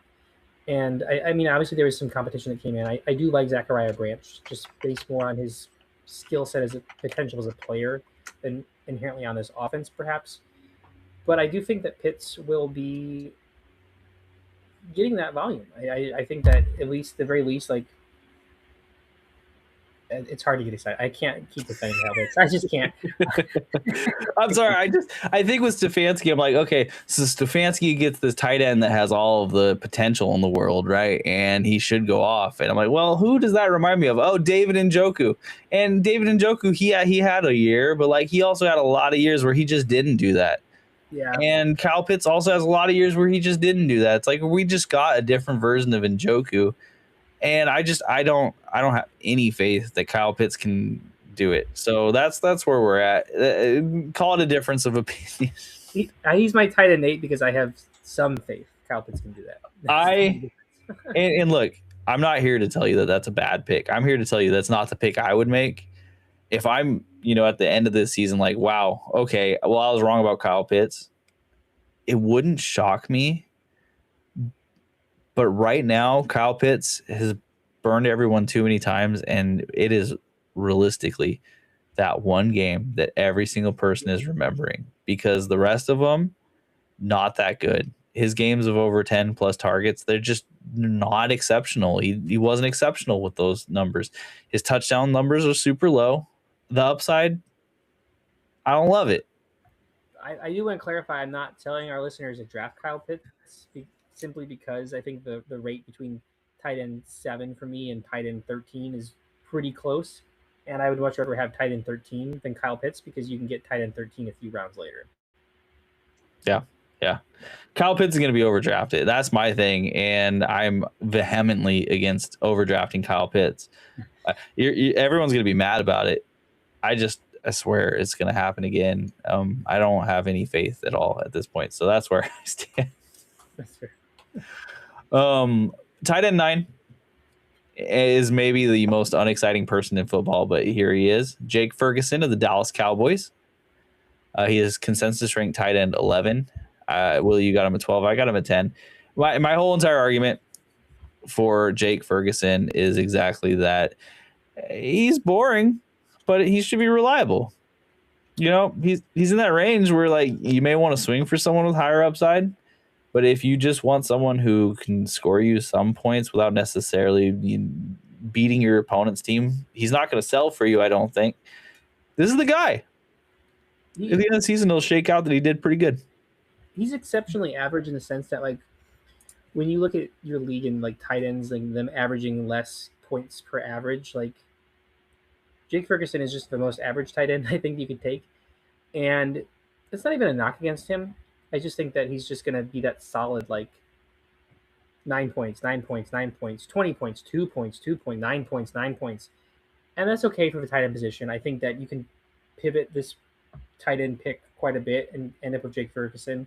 Not be excited, but, like, not dread starting him every single week. And he did have some dud weeks last year, for sure. But I think that when in doubt, drafting starting tight ends from elite offenses is never a bad pick, unless it's like the Bengals, because the Bengals also can't block tight ends, but they can't draft or start tight ends. But, like, for the Cowboys offense, it's going to be great. The touchdown upside is there with Ferguson, even with all these other pass catchers on the field. I think that I just have a lot of faith in the Cowboys offense. That Ferguson's a very boring, safe, average, little upside level pick.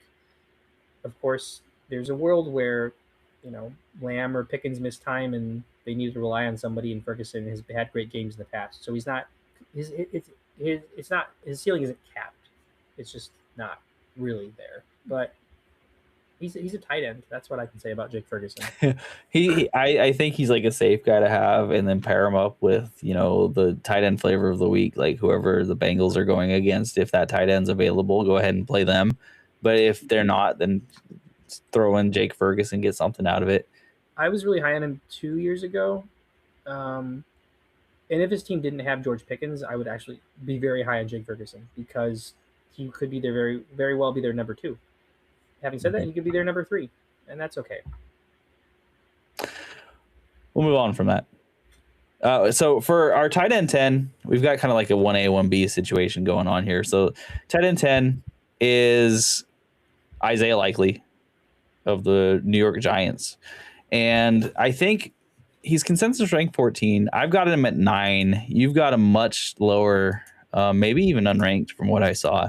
He was 16 for me. He was 16, funny, okay. The next, our 10B here is you had him at 16, I have it at 9, so it's exactly flipped. So we flipped it. I'm really prepared to eat Raven on this, and he shouldn't really be drafted with any sort of premium. But I am certainly intrigued by a pass-catching tight end following Harbaugh to an offense driven by a young QB that has shown the willingness to use the tight end. I think there's a lot of indicators here that show me Isaiah Likely could be a guy that could have a lot of relevance on the team. We've seen Isaiah Likely be able to break free on plays. We've also seen him drop a lot of balls where he should have caught them. So it's not necessarily like the skill is completely confirmed, but also he's got skills that a lot of other tight ends have. And Harbaugh said, okay, come on over with me. I don't worry about the drops. I don't worry about all the game winners that could have been that you then made not happen. Instead, I want you to take over and be the safety blanket for young Jaxson Dart and provide him with a tight end that can go up and get the ball and win those games. And it's not that I think that's guaranteed by any means. It's that I do like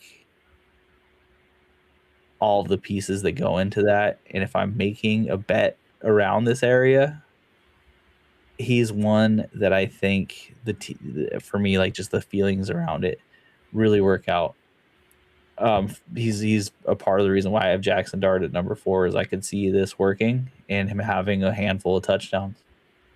Yeah, I think it makes sense to have like having a lot of faith in Jaxson Dart and that having that translate to being high on Isaiah Likely. For me and Likely, and I get that the Giants paid him a decent amount of money.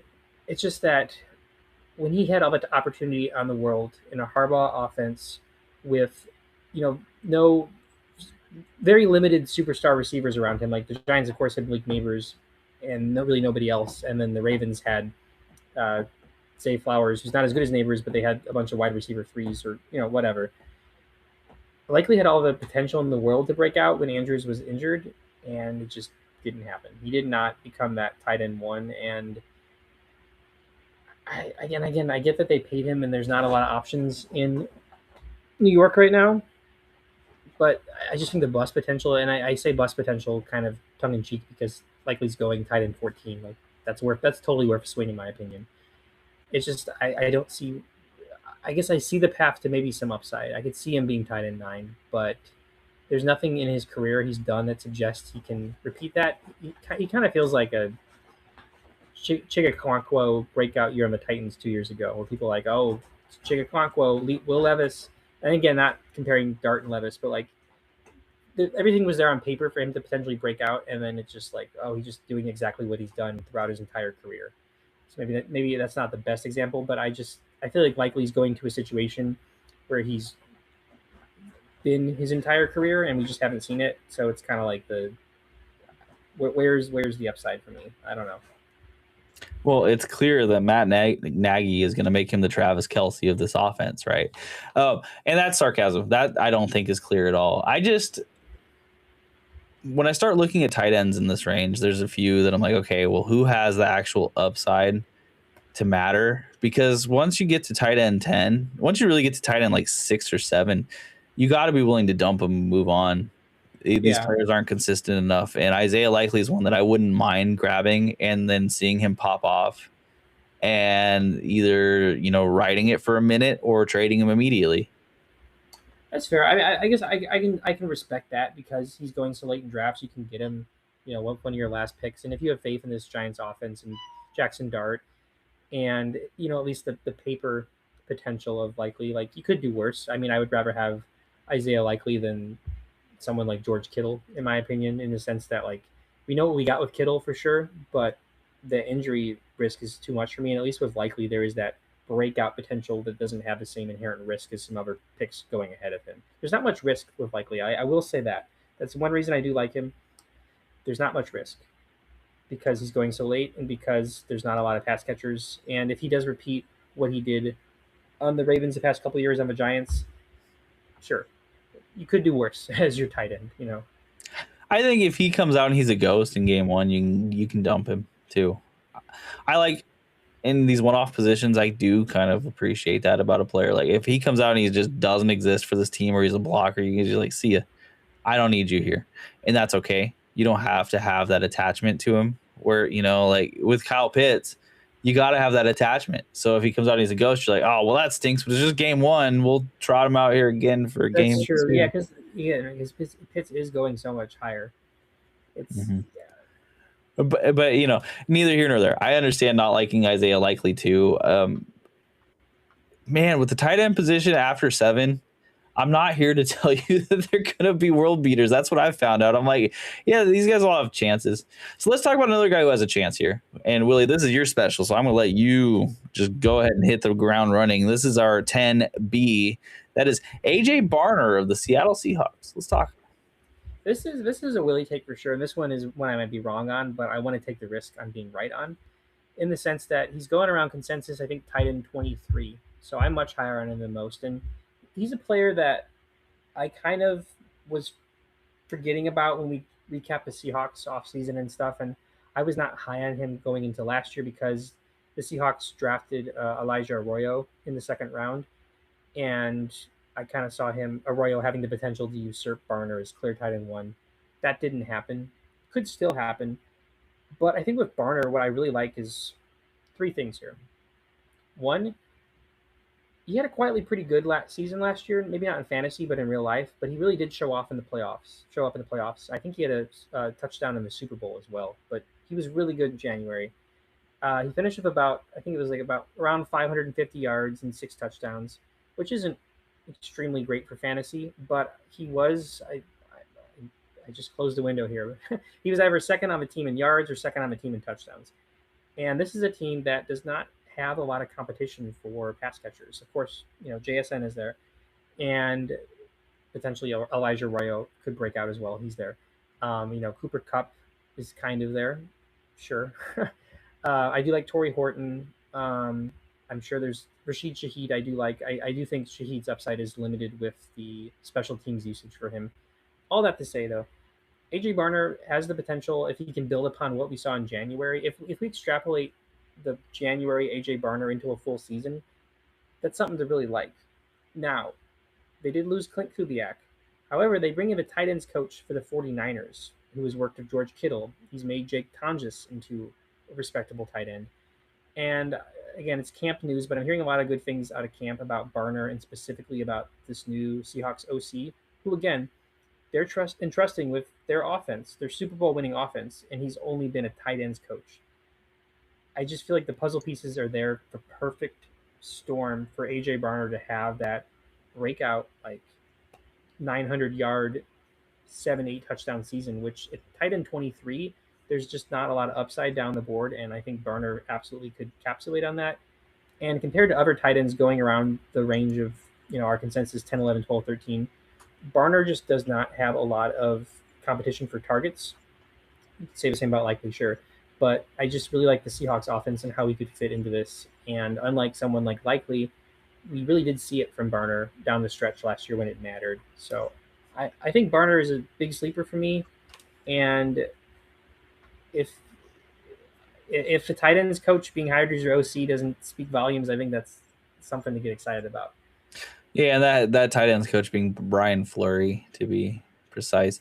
Here's what I think you can either get excited by or worry about with AJ Barner.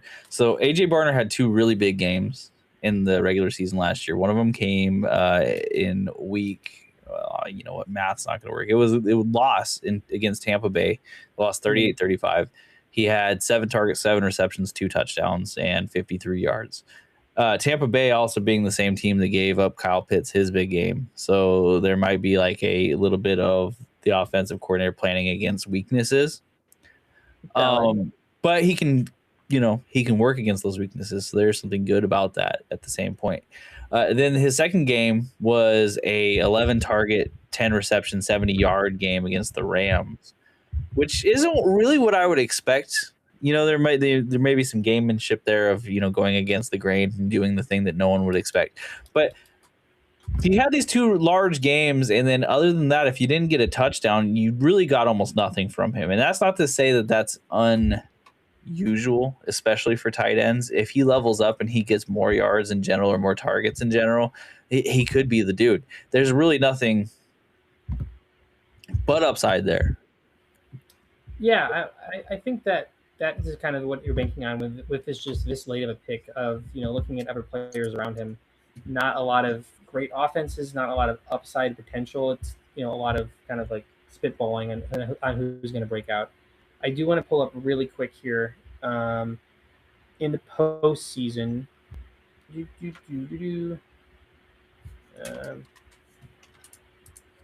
so yeah, in the Super Bowl, he had a touchdown.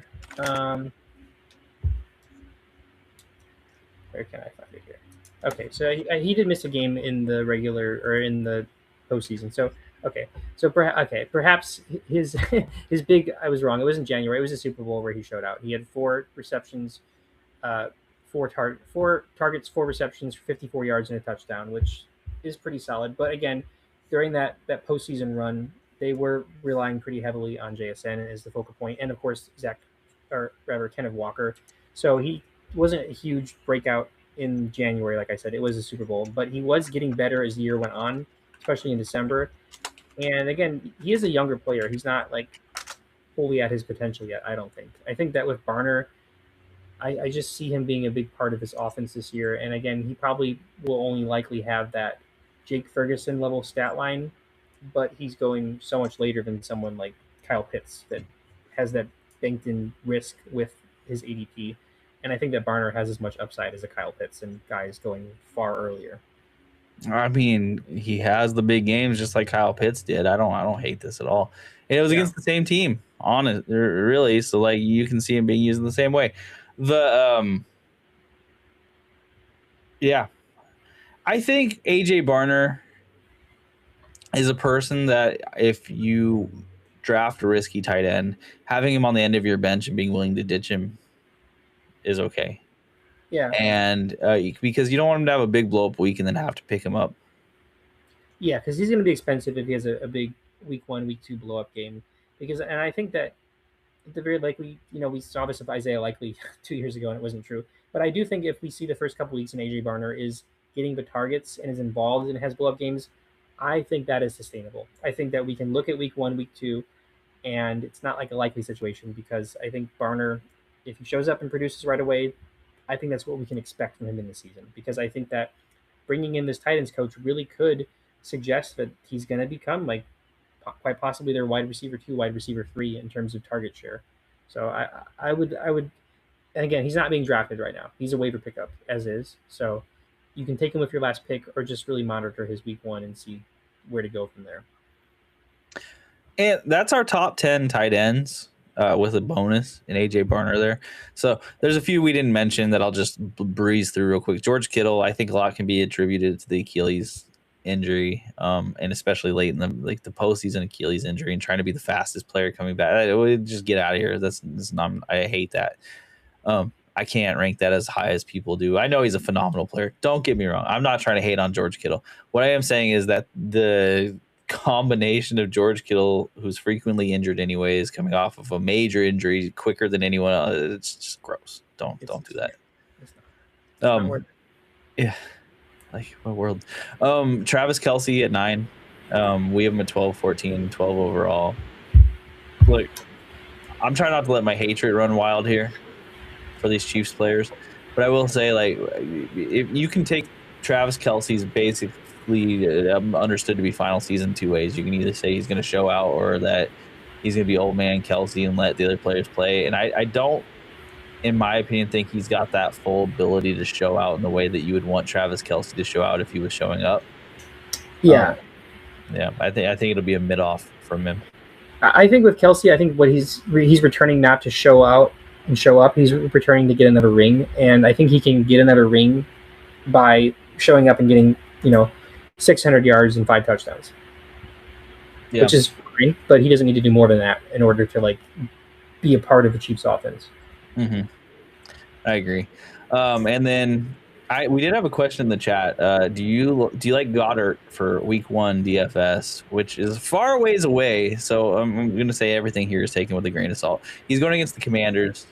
Commanders were a pretty simple matchup against tight ends. They gave up a bunch of yards and a bunch of touchdowns. I don't necessarily love it. I think it's an okay dart throw. Goddard is someone who is on the line for me for being a long-term season. He's my number 11 tight end, which is a lot higher than Willie had him. But for the first week, I have no doubt that it's going to be the Saquon Barkley, Mekhi Lim, and Devonta Smith show. I don't hate Goddard here, especially if you pivot tight end and don't really draft one to the last 2 rounds. I think with Goddard, the only reason I'm low on him is because his touchdown numbers were the highest of his career last year, and I just do not see that repeating. Even with AJ Brown gone, I think that he has. They took Eli Stowers in the 2nd round, so I don't think this is inherently Goddard's tight end 1 room for the whole year. I think it starts that way though. So I think if you need to play Goddard week 1 against the Commanders, that could be one of his best games of the season. In theory, because he's the most established piece of this offense, even more than Devonta Smith. Or I think even Jalen Hurts. So week 1 against the Commanders, you could do worse. Willie, is there anyone else you want to bring up here? Let's see. I'm trying to find him on the list. Did you forget to put him on here? Oronde Gadsden. Where's your boy? Yeah, Oronde Gadsden he just didn't average out in the right way. Really? Yeah. Yep. Oronde Gadsden, you have him at 10. I have him at, I think, 16. And look, this is me not wanting to conflate complete belief with anything I can tell other people. Because Oronde Gadsden is 100% tea leaves, I have a feeling, sort of player. There's them bringing in Njoku hurts. Yeah.